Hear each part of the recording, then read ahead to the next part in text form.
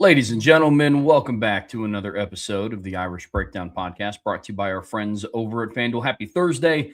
We are almost to the weekend. We're another day closer to Notre Dame kicking off their 2026 season. But all in between there, we have a lot that we have to cover. Yesterday, we had our midweek rundown. Today, it's another rundown-esque style of show, but I'm really, really excited about what we're talking about today. We're talking sophomores, we're talking sleepers, all kind of wrapped into one show. And the goal of any program is to continuously stack recruiting classes. And under Marcus Freeman, we've talked a lot on this show about how the true recruiting prowess of Notre Dame has been unleashed, contrary to what some other coaches in previous regimes have said. Now, even within that, there have been some classes that are still overlooked. They've all been talented. But today we're going to talk about the sophomore class from the 2025 recruiting cycle. This has been a vastly underrated class. They were when they were coming out of high school, and they continue to be now that they're on campus at Notre Dame. So first couple parts of today's show, we're talking about that. Third part of today's show, we're talking about some of the sleepers on this team, and we're talking about players that just kind of fly under the radar between the fan base, nationally. So to the dismay of many, we're probably not going to be talking about Leonard Moore a whole lot on this show because I don't really think he's flying under anybody's radar.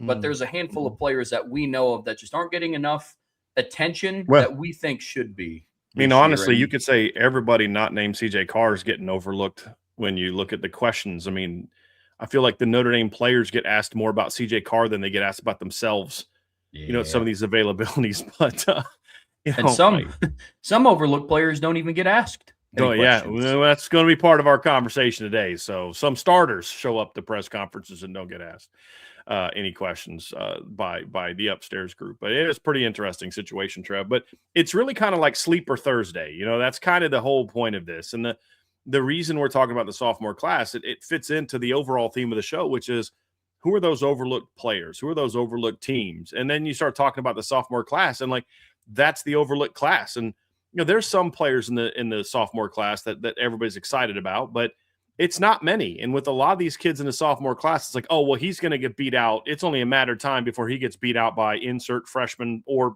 2027 commit or, whatever the case may be. And, they're just going to the portal and get that guy. And in some instances, maybe that happens. You're always looking to improve your football team and be better as a football team. But I think this sophomore class, Trev, is getting overlooked big time, not just for the impact that it's going to have in 2026, but also down the road.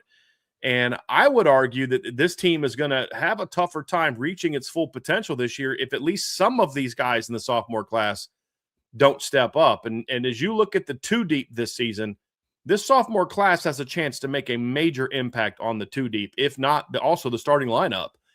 And just overall as a group, I just don't think it gets the respect. And look, to a degree, I understand why. It was definitely the I don't say worst, but lowest ranked, least impact of Marcus Freeman's recruiting classes. If I'm ranking the classes, this class would be at the bottom. If we count 23, 24, 25, and 26, I'd rank this class probably fourth. And then it'd be a battle between 26 and 24 for number one, and then 23 would be right there, well ahead of this group, but not behind the other, because there were some misses in the class. There were some positions where the top to bottom of the class was not as strong at certain positions. But I also think it gets overlooked because the whole class gets kind of thrown into that mix a little bit to some degree. And there's a couple players getting buzzed, but not a lot. And then, of course, some of the big names that we liked in the class are already gone. You think of Jadon Blair. I was really hoping that someday down the road, Scrap Richardson could have an impact at Notre Dame. So you've seen some Anthony Sacca's gone already. You've seen some departures from the class, and like I said, I feel like it's an overlooked group. And so since we're kind of doing like a Sleeper Thursday here, Trev, it makes sense to talk about the sophomore class, which even in the kicking game is kind of getting dismissed and assumed it's going to get beat out by other players. And so we're going to have some fun. We're going to have some fun with that one.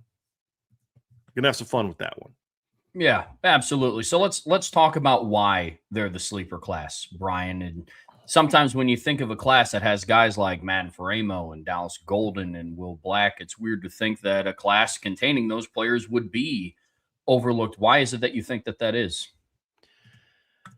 Honestly, Trev, I think a lot of it is just a byproduct of two things.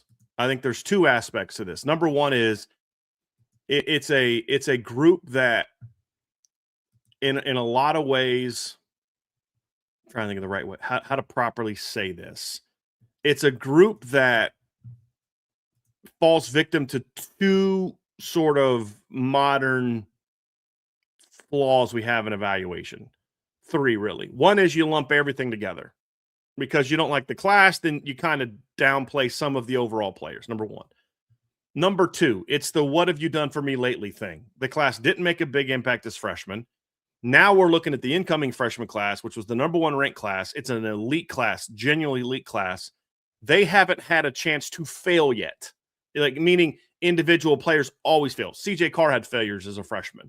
CJ Carr had failures last year's starter. I mean, lost 2 games, but it's like we haven't had a chance to start nitpicking that class apart yet and start writing it off as we anticipate guys from the 27 class. It's sort of that nature of recruiting. And then, I think the other part is because people put so much into recruiting rankings, there's a lot of guys in this class that were overlooked. And because they didn't make the impact that Leonard Moore did as a freshman and guys like that, they're not getting the benefit of, oh, well, that guy was clearly just underranked. Since a guy like a Nolan James, for example, we'll talk about here in a little bit, hasn't broken out yet, we still think about his recruiting ranking. When I'd like to remind you all that On 3, 247, and ESPN all thought Leonard Moore was a 3-star. He was the number 42 corner in the country and the number 71 player in Texas, according to On 3. He was number 41 and 76, according to 247, and he was 54th and 99th. To ESPN. The only group of people that ranked him as a top 250 player got bought out within the last year. Now they're part of the garbage rankings of On 3. And that would be Rivals. So, but because he's kind of shown he's not that, we don't care about the recruiting ranking anymore. But when a guy hasn't performed yet, then we care a little bit more about his recruiting ranking. And because of the class overall was not ranked high, then, this guy's a good player, but this guy's ranked as such and such, and we haven't had a chance to pick him apart yet like we have this other player. And I think that's a big part of it as well, Trev, just as a class as a whole. Yeah, absolutely. You and I were talking about it before the show started. I think it really comes down to two things. One of them is there wasn't that marquee offensive player that headlines this class. The quarterback pickup was Blake Hebert, who they flipped from Clemson later in the process. They had Plaxico Burress's son in the class, but they didn't have that 5-star elite talent wide receiver or that big name at wide receiver like this past class had with, Caden Finley or other classes have had with like a Jaden Greathouse. So that is one of the reasons why I think this class continues to get overlooked. And then one of them that you brought up, I kind of call it like speed to market. There's a big idea now, especially at Notre Dame, amongst Notre Dame fans, and because of how college football has been lately, that if you don't just come out and start right away as a true freshman, then you're going to transfer and you weren't as good as we thought that you were. And some of it is conversations that we have on this podcast. Others is just what people formulate on their own. When we say things like, Will Black has the potential to be a starting lineman, that doesn't mean that he's going to be the starting left tackle at Notre Dame in 2025. Another player that we're going to talk about here in a second. But there's been a lot of that. But let's also not forget that other players in this class did play meaningful minutes as a true freshman. Maybe not as some as others, but every single player that comes onto this roster can't be Ben Morrison. They can't be Leonard Moore. So I think a lot of that is what's led to a lot of the dismissal of some of the players in this class. Agree or disagree with the rationale behind it. That's kind of how I see it. But I'm with you, man. It's a lot of it is if you don't come in and make an immediate impact, because you hear the comparisons across the country. Well, Ryan Williams came in and played as a true freshman. Why can't Scrap Richardson? It's like, okay, well, because they're completely different players. They're not the same. The offense is different. The needs are different. And so I think that's a big reason why a lot of these guys are overlooked. But between the two, because we highlighted how important this class is going to be to the 2026 football team. You highlighted it at the beginning. You look across the two deep and potentially in certain spots, the starting lineup, you see a lot of members of the 2025 class. But between the two, Brian, offensive and defensive, the offensive class gets vastly overlooked. And I think that's when it comes into play that there wasn't that big name quarterback get in this class. There wasn't that 5-star, highly touted wide receiver in this class. This offensive group gets overlooked a ton. It does. And I think to a degree that there's some validity to this offensive class not being anticipated to make a big impact. I mean, like you said, it didn't have a surefire no-brainer. We had just gotten spoiled with, back-to-back years of Kenny Minchie and CJ Carr, and then the part of it too is how the recruiting process went. The idea that, Notre Dame had a commitment from Deuce Knight for so long, and he was kind of the star player. And the other part of it is the class just was really bumpy in how it was put together. Decommitment. You thought you were going to get this kid, you didn't get that kid. There was a lot of bad intel put out about where Notre Dame stood with current players. Like, there's all this excitement about Derek Meadows, and I kept trying to tell people, guys are not going to get Derek Meadows. Well, no, but this site said guys are not going to get Derek Meadows.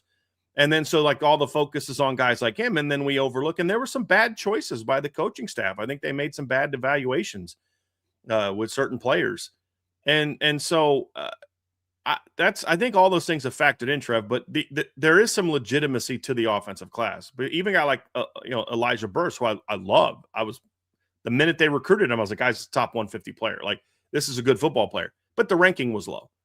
We ended up, I believe, being a better player than the kid that from his high school, that the receiver from his high school that signed with Ohio State. I think Elijah was better.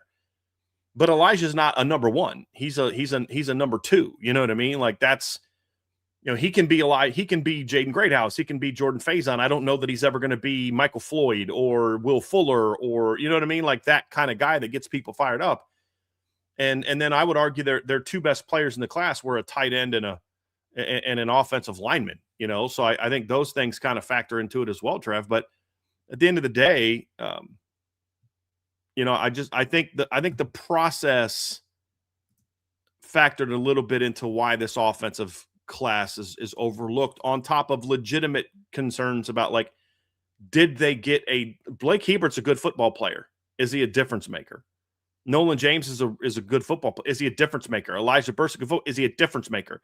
I think those are fair questions to ask, and we're going to talk about a lot of those guys as we get into this. But I think some of the criticisms of the offensive class are fair, but again, then they just lump it's not that, so let's just wait on the next class to make up for it, and then that class. Oh, don't worry if Nolan James stinks. We'll go after Javian Osborne and Jonas Walton. Well, hold on a second. Maybe the class was down and maybe he wasn't ranked high, but I'd like to remind y'all that neither was Audric Estime, neither was Logan Diggs, neither was Jeremiah Love initially, neither was Javian, neither was Jadarian Price. So I just want to remind people of that, about that. But Trev, I think there is one kid that when we look at the class as a whole, not every kid is overlooked. And there's one player on the offensive side of the ball that was definitely not overlooked by the fan base or the rankings. And he is, to me, going to be the foundation of what this sophomore class is going to be, especially on defense. And that's Will Black. And so, like, when we talk about the sophomore class not making an impact, well, there's one guy right off the bat that better make an impact this year. And there's certainly big things expected of him this season. Yeah, absolutely. We're talking about a player that's going through his first spring on campus. He wasn't an early enrollee this past year. He was, I think, the only offensive lineman that wasn't, because I think Owen Streebig, Matty Augustine, and Cam Heron were all on campus this past spring, so they're going into their second. Will Black is going into his first spring on campus, and in his first spring, he's battling to be Notre Dame's starting left tackle as a redshirt freshman. I'm with you. He's going to carry a lot of the weight of how successful people view the 2025 class. I think a lot of other players are going to have a factor here, but Will Black, when you're the starting left tackle at Notre Dame and you're following up players like Joe Alt, like Anthony Knapp, who's still on the current roster and is probably going to be and will be in the starting lineup barring an injury this upcoming season, following up guys like Liam Eichenberg and Ronnie Stanley, the list of impressive left tackles that have come through Notre Dame is very impressive. And Will Black has the opportunity in front of him to go etch his name on that list. He's going to be huge. I mean, they need him to play well this year. They need him to. And the good news is, I think he will. Trev, I had talked to somebody yesterday that was at a recent practice. And again, I don't want to get into it too much because I want people to be able to talk to me and not think I'm going to go run with everything and put it out there publicly. But let's just say the reviews of Will Black's early performance so far in fall camp were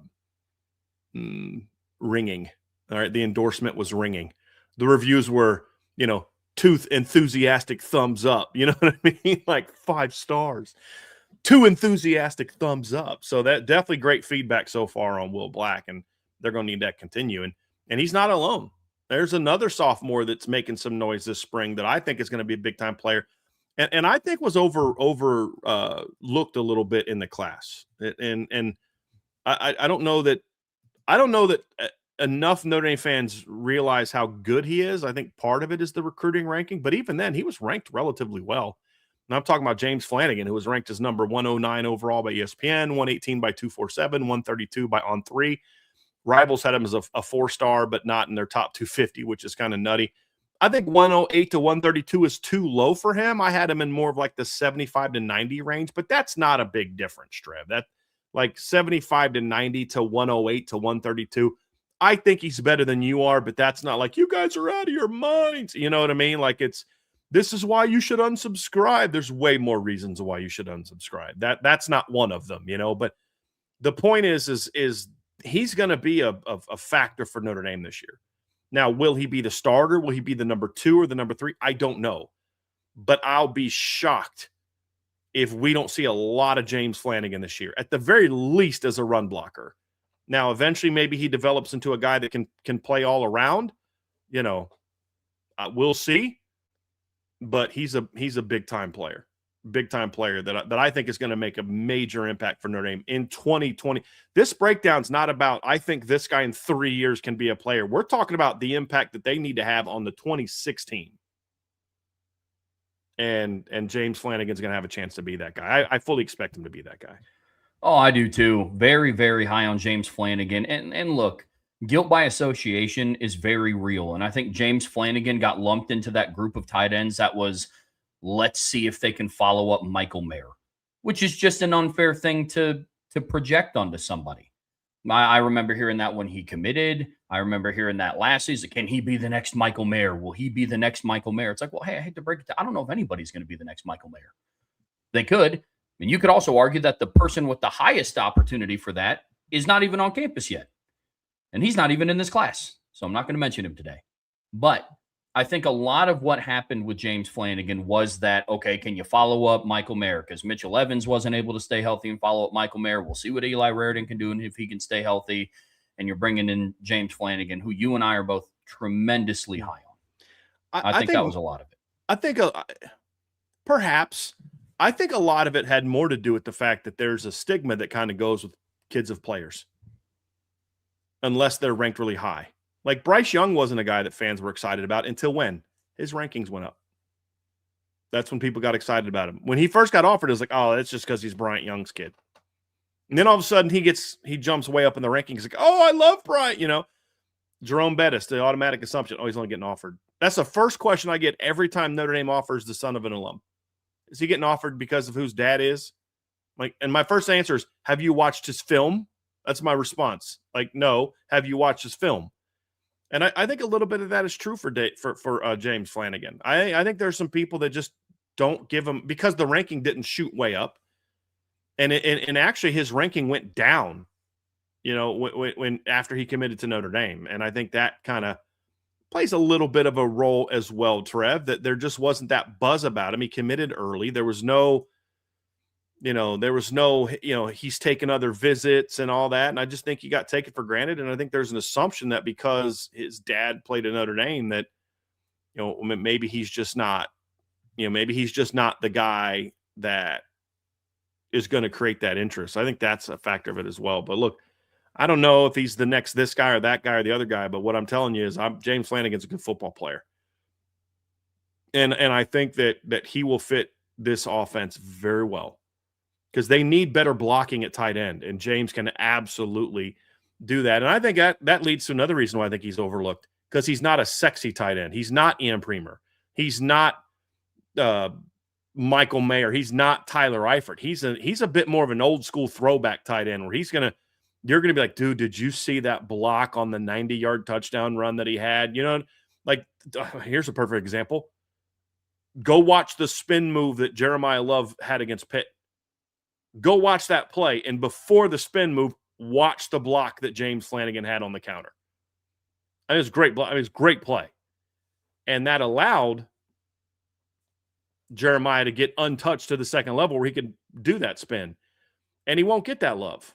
You know, we all talk about how great of a block that Anthony Knapp had against Indiana, and of course Jeremiah Love being a stud, but Cooper Flanagan had a pretty darn good block on that play too, and we didn't get as much of that last year with no Cooper and with James not playing a whole lot. So I think that's part of it too, Travis. His style of play isn't that sexy, move around, catch 75 balls. He's just going to be an impact player. And, it's like when we talk about NFL tight ends, who brings up Troy Nicholas? Because he wasn't as sexy as some of the other players as far as how he plays. And I think that's a factor as well. But James Flanagan's going to be a very important piece of this team. And tell you, a sophomore that's getting every opportunity to impress this spring. And so far in the limited chances I've had to see him that has absolutely impressed me is Nolan James Jr. Trev, you know this. I was a big fan of Nolan James Jr. when he got offered or before he got offered. Actually, I've said this before, I don't do this very often. I don't talk to Notre Dame people like, hey, I think you should offer this kid. But I reached out to a Notre Dame coach and I said, hey, are you guys, this is after, I knew they were going to move on from Daniel Anderson and the other running back they had committed at the time. And I said, are you guys looking at Nolan James Jr.? Because there was all this talk about Gideon Davidson and all these other guys. And I said, you guys watching this kid? Because I had seen his film. A buddy had sent me his film a little bit before that. And I loved his senior film. And he was like, yeah, we just started talking to him. And I was like, good. This kid can play. And then they offered him 2 days later, not because of me. I'm just saying my point was they are already on him. But I love the kid. That's how much I thought of him. Was like, I've reached out to staff like, hey, if you're not on him, you probably should reach out to this kid because I think he can play. And I think he's another overlooked player, Trev. And a lot of the reason he's overlooked is because he was a late bloomer and he was a guy that didn't have the recruiting profile of some of the other guys that we're looking at. The highest ranking he had was 219. And that was on 3 and 247. And I think he's a better player than that. I think he's a very good footballer. I think there's a lot of people just saying he's holding that spot down until Aeneas and Kedron come back. And maybe that's true. Or he's just there. But don't worry, in 5 minutes, he's going to get passed up by Javion Osborne and Jonas Walton. And maybe that happens. But I'm going to tell you right now, Nolan James isn't going down without a fight. This is a talented running back. And he's had, 2-3 one-handed grabs already in practice. And he looks the part. He's a really good football player. He's another sophomore that I think was going to make it. And we said this before we knew about all the injuries. We've been saying this for a while. I think Nolan James Jr. is another sophomore that's going to absolutely make an impact on this. There's 3 sophomores that I think this year, right now, game 1, will play. Whether they start, they're number 2, number 3, I don't know, but they're going to play. And Nolan James is the third of that group. Yeah, absolutely. He's definitely taking advantage of every opportunity that's out in front of him. I mean, look, the running back room is in a really interesting spot because in a matter of 4 months now, you're losing 2 guys to the NFL draft. One of them, and Jeremiah Love, our friends over at FanDuel, have projected to be somewhere in the top 7 picks. That's for sure. The other guy is now being projected to go in the first round of Jadarian Price. Those are 2 players that had the opportunity to return. They elected to try their luck at the next level. Completely understand. Aeneas Williams is limited in spring. Kedron Young still isn't back from his knee injury. You have Javion Osborne, who's out for the spring. Another highly talented, highly recruited running back coming in from the 2026 class. And so Nolan James is absolutely taking advantage of every opportunity that he has to show out. And to your point, Brian, in the limited opportunities that we've gotten to see him, it's been really impressive. But those 3 aren't alone. Those 3 being Will Black, James Flanagan, and Nolan James Jr. I'm with you. I'm confident that there's 3 guys that we will see play against Wisconsin in the meaningful minutes. I think we're going to see quite a bit of people play when there's 7 minutes left in the fourth quarter. But in meaningful minutes, sometime in the first half, I'm with you. But it also wouldn't surprise me if there was a 4th. Well, before you do that, it's we're not going to be sitting here like they're up 42-0 and they put in the Blake Hebert in the fourth quarter and he throws a touchdown to Elijah Burst. We're like, see. No respect for the sophomore class. That's not what we're talking about. We're talking about guys that are going to be out there like helping build that 42-0 lead. But the 4th one is interesting because he actually has a battle in front of him, but he's a guy that should not be discounted as being able to make an impact this year. And that's Elijah Burris. And whether it's this year, next year, again, you're talking about a very, very deep receiver room. But when you talk to people around the program, there's a lot of excitement about what Elijah brings to the table. His competitiveness, his athleticism, he's grown. He's gotten an inch taller since he got here. He's put on a lot of good weight. I mean, he looks very different. He's a very skinny kid when they first got him. when he committed, and he was about 6 foot, buck 75. Now he's 6'1", 190, built well. You saw him at the first practice, Trev, and he's playing well. If it was 2 years ago, Elijah Burris was battling for a starting job. 2 years ago on the playoff team in 2024, he's pushing Chris Mitchell for a starting job. I'm just and Jordan Faison as the first starting job. I'm just telling you he is. And maybe Faison never moves outside. Maybe he stays in the slot. Like, that's how good of a player is. But now you're in a different situation because you do have Faison now as a senior. You do have Greathouse as a senior. You do have the transfers that have come in and Mylan Graham and Quincy Porter. You do have guys that are older than him that are very talented as well, and Micah Gilbert and Cam Williams. So it's going to be an intense battle for Elijah Burris, but he's gonna be a factor some way, form, or fashion, in that either A, he's going to beat somebody out, or B, his play is going to force others to say, I better step it up or this kid's going to pass me up.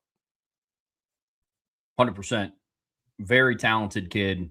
Somebody that it would not shock me at all if we saw him play very early in games and throughout the season. That's for sure. Another player that's came along, we're going back to the offensive line.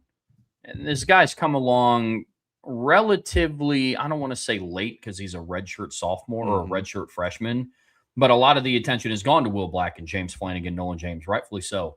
But Matty Augustine is starting to make a name for himself with Joe Rudolph and the offensive coaching staff and the offensive line staff. Very interested to see what his contributions are going to be in 2026. Yeah, barring injury, I don't see Matty being a guy that is going to start for Notre Dame this year. But he's being groomed into a very important role, and that is next man in. And we saw that with Sullivan Absher the last couple of years where they tried to cross-train him at multiple positions to say, hey, look, if somebody goes down and we think you're our next best lineman, we want to be able to plug you in, as opposed to, let's say Sully sprains his ankle. I hate saying that. Let's say Sully misses the team bus. I know that's probably not better for Sully. Ankle injury heals, missing the team bus, you may not get forgiveness, but it's a less rooting for injury type of thing. But let's just say Sullivan Absher misses the team bus, right, on the way to the Purdue game. And the staff is like, well, Matty's a right tackle, so we're just going to move Gerby Lambert into right guard and put Matty. Now your whole right side's jacked up, and it's different than what it's been. Gerby's playing, position he hasn't played. You've got a brand new starter at right tackle, as opposed to Matty's prepared to play both. And if something happens, Sully misses the team bus, you slide him in at right guard. If Anthony Knapp misses the team bus, then you slide him in at left guard. If Gerby misses the team bus, you slide him in at right tackle. And that's the same thing at potentially left tackle, to where it's like, hey, if he's clearly the next best guy, we're gonna cross train him and make sure he's prepared to play multiple spots. That way, if there is an injury or someone's not playing well, then we can slide him in to that role. And that's a very important role, Trev, because as you were talking about yesterday when we were talking about the offensive line, the next time we see a Notre Dame offensive line go through a whole season with the same 12 starters will be the first time since I think probably the last time I even maybe happened was 2018, maybe. But even then, I don't think it did. I think you'd have to go back to 2017. No, it definitely didn't in 2018 because Alex Bars got hurt. The last time Notre Dame started a season with 5 guys that played every game together that I can remember was 2017. Because you had Alex Bars get hurt in 2018. 2019, Robert Hainsey got hurt at the end of the season, if you remember that, missed several games, got rolled up on against Virginia Tech. He was out. Tommy Kramer missed a little bit of time that year. 2020, you had Jarrett Patterson got hurt. Then Zeke Carell got hurt. Tommy Kramer got hurt and missed time. 2021, you played 4 left tackles, partly because of injury. Blake Fisher goes down. Michael Carmody goes down. Zeke Carell had some injuries he had to deal with. There was Jarrett Patterson didn't start the season in the starting lineup, I don't believe, or he got put in there late. No, he actually didn't start the season, right? Didn't Andrew Kostofik start against Ohio State left guard because Jarrett Patterson was still hurt, wasn't he? I don't think Jarrett Patterson came back for another week or two. That is correct. Yeah, so like you've 2023, late in the year, Rocco goes down, misses the last 3 games. Pat Coogan goes down, Zeke Carell goes down, misses the last 3 games. Then you go to 2024, and third game of the year, you lose Billy Schrouth and Ashton Craig. Then, Billy Schrouth comes back. He goes into the lineup. Sam Pendleton comes out of the lineup. And then, of course, in the semifinals, you lost Anthony Knapp and Rocco Spindler in the middle of that game. You had to people say whatever you want about Tosh Baker, but you know what? Ty Baker, in one time in his career as a veteran, was called upon to play legitimate minutes. And did he look like an All-American? No, but he held his own and was the left tackle when Notre Dame outscored. They outscored Penn State 27-14 from the minute Tosh Baker came in the game until the game ended. And then, of course, the next week, Jagasol slides in at left guard or left tackle. And then this year, of course, Ashton gets hurt again, Billy gets hurt again, and we don't see the same offensive line for an entire season. So unless something that hasn't happened in almost a decade happens this year, there's going to be a game where someone's going to have to step up and play. And that didn't even include the offseason injuries, like the Charles Jagasol the last 2 years. So, yeah, Matty Augustine, if trends hold, is going to be counted on to play this year. Meaningful snaps. And so that's another sophomore that's got a chance to battle. And there's another sophomore offensive lineman that's pushing hard to get into that 2 deep as well, and that's Cam Herron. Him and Joe Otting are going to spend the spring continuing to battle it out for that number 2 center job along with Sullivan Garvin, behind Ashton Craig, which is, if Ashton goes down again, you're the starter. But if Ashton doesn't go down, and we hope that he doesn't, you're now in the pole position to go into the offseason as the starter in 2027. So Cam Herron's another player that is going to have a shot. And then, of course, Trev, at the very least, at the end, quarterback. Blake Hebert's currently in a battle to become the backup quarterback at Notre Dame, a position that, again, is a play away from having your time. It's your time to shine. And that's another position where we've seen injuries have forced guys out almost every year. CJ was the first quarterback since 2020 with Ian Book to not go down. Did Sam Hartman miss any? He got knocked out of a game late in the year, I believe. No, but he didn't get knocked out. I think he got knocked out of a game for a couple series. I'm trying to remember what game that was, but he didn't play the bowl game. So you needed Steve to start the Oregon State game. But I believe Sam got knocked out in the middle of a game, and I'm trying to remember which game that was. I could be wrong on that. Let me go look it up here real quick, Trev. But he did not play the bowl game, and so you needed him to step up in the bowl game.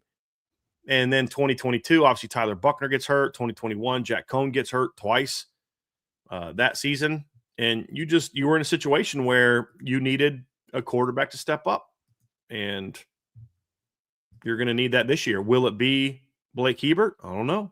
But he's going to be in the mix. He's going to be in the mix.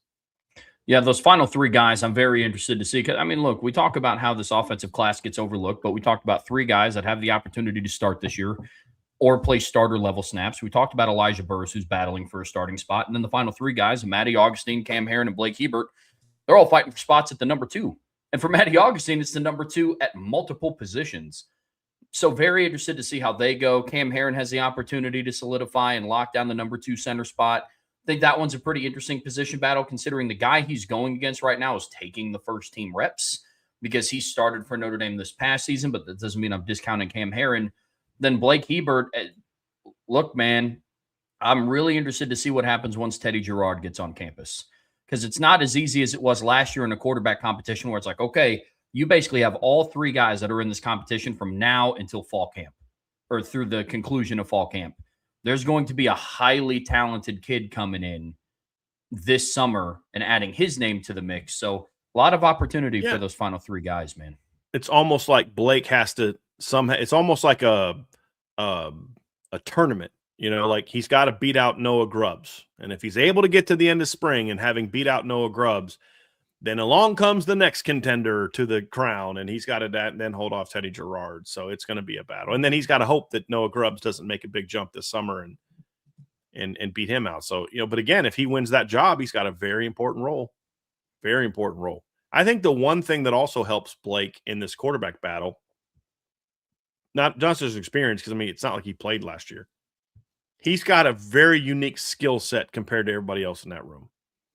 And Mike Denbrock talked a little bit about this in his first press conference of the season. And he said, like there's things we can do with Blake that are unique if his number gets called, because he's a very powerful runner and he's got a big arm, but you can do some quarterback designed runs that are going to be reminiscent of 2024 with him that you aren't going to do with CJ Carr and Teddy Gerard and Blake and Noah Grubbs. And I think that is something that if it's close, that could be the thing that helps him win that backup job this year. But again, that's 7 players, Trev, from the sophomore class that are going to have a chance to make an impact. And that doesn't include, like, we think Elijah Burris has looked good this offseason. So he's another one. Or, I mean, not Elijah Burris, excuse me, Jerome Bettis Jr. I don't think Jerome's in a position that he's going to push for time, but it is one of those things where it's like, hey, listen, he's doing some things. He's better than maybe we thought he was going to be. Brian, let's dive into the defensive side of the ball here in the Irish Breakdown podcast, brought to you by our friends over at FanDuel. And we're talking about just how slept on the 2025 recruiting class is. And we just got done talking about the offense. Now, look, defense, not necessarily the same narrative as the offensive side of the ball. Offense was very overlooked, comparing the two between the offensive class and the defensive class. Defense, not so much. We talked last year about how the offense kind of had some catching up to do on the recruiting trail to the level that the defense was recruiting, in my opinion. And so I think some of the benefit of the doubt with some of these players, defensive players in the 2025 class, kind of a little after effect of that. But you're still going to need a lot of players on this side of the ball to step up that are sophomores. No doubt. And the interesting thing about the sophomore class on defense is they're not actually needed as much as we see on offense. There's no Will Black on defense where if he doesn't step up, they're going to be in trouble. Or even a James Flanagan where it's like you're expecting him to have a very important role, and if he doesn't, I don't know if you have anyone else that can fill that role. It's definitely different. And honestly, none of these sophomores we're going to talk about, Trev, are guys that have to play as of right now. Now they're an injury away, but even then, it's like this is where I think some of the overlooking of this sophomore class has started to sink in. I actually think we were excited about the defensive class when it signed, but then the 26 defensive class was so good, and this group didn't make a big impact as freshmen. And a couple of the guys that did play as freshmen struggled at times as freshmen, which we aren't surprised by. But it's okay. Well, if he goes down, you could just put in so-and-so. Or if this guy and this guy doesn't play, you can put in whatever insert freshman. And I think that's something where it's starting to get overlooked a little bit, but there's still some guys, Trev, that are pushing. And look, I know the hot sophomore name is a defensive lineman, but I'm going to start with a guy that I think is really looked great so far in fall camp. And is some of this confirmation bias? I'm sure there's some of that here with me. I'll be honest. I've always been high on Dallas Golden. I've always thought he was a top 50 national player. Even as a freshman in his struggles, you could see the talent. You could also see exactly what we said was going to happen, Trev, which is he's still learning the position. He's a guy that played running back, receiver, corner, slot, and he was more of a safety on defense than he was a corner in high school. That was just a great football player trying to learn how to be a defensive player. Now I think what we saw this spring so far is he looks more and more like a football player. He looks more and more like a talented corner, not a talented athlete that's trying to learn corner. And if that continues, not only is he going to have a great shot to be a legit rotation guy, he's got a shot to be a starter. And he could be this year's Tay Johnson, this year's Adon Schuler, that young player that takes advantage of the anticipated transfer stepping into the starting lineup, but doesn't arrive till the summer. And in the meantime, the young redshirt freshman, and in this case, he's not a redshirt freshman. He actually plays a freshman, but the sophomore second-year guy takes advantage of the new transfer being out, and he steps up and says, nope, this is mine. And it's early yet, but Dallas Golden is trying to do that. Now, where will that be? Nickel, outside corner? That I don't know. But so far, Dallas Golden has looked a lot like the player that I thought he could be and would be. Yeah, agreed 100%. He's the only player in this class on the defensive side of the ball that I argue that you need to be that dude. There's other players that, it would be nice if insert guy that we're getting ready to talk about here steps up, becomes that dude. Agreed. But Dallas Golden is the only player on the entire roster that started a game at nickel for Notre Dame. The only one. I know they moved Christian Gray and they've been repping him. Nick Reddish has really started to turn some heads. They're trying Jaden Sanders at every position in the secondary short of safety, and they might have done that. We just haven't been at the practice in which they might have done that. And so Dallas Golden's emergence, they're going to need for one of two reasons. One, because it gives you depth or a starting nickel. Or two, you need him to be kind of what they're projecting Matty Augustine to be on the offensive line. You're the next guy in, and you can spell Christian Gray or DJ McKinney or Leonard Moore if the circumstance arises, depending on what defensive alignment that they're in that week. So Dallas Golden's probably the only guy that I would argue needs to be that dude this year, because his emergence would mean a heck of a lot for the secondary. But I'm with you. Dallas Golden's impressed a lot this spring. And a lot of it's because he played last year. He has a good foundation for coming in. And he was able to know what he look. Playing can help you learn or come to grips with, hey, now I know what I didn't know.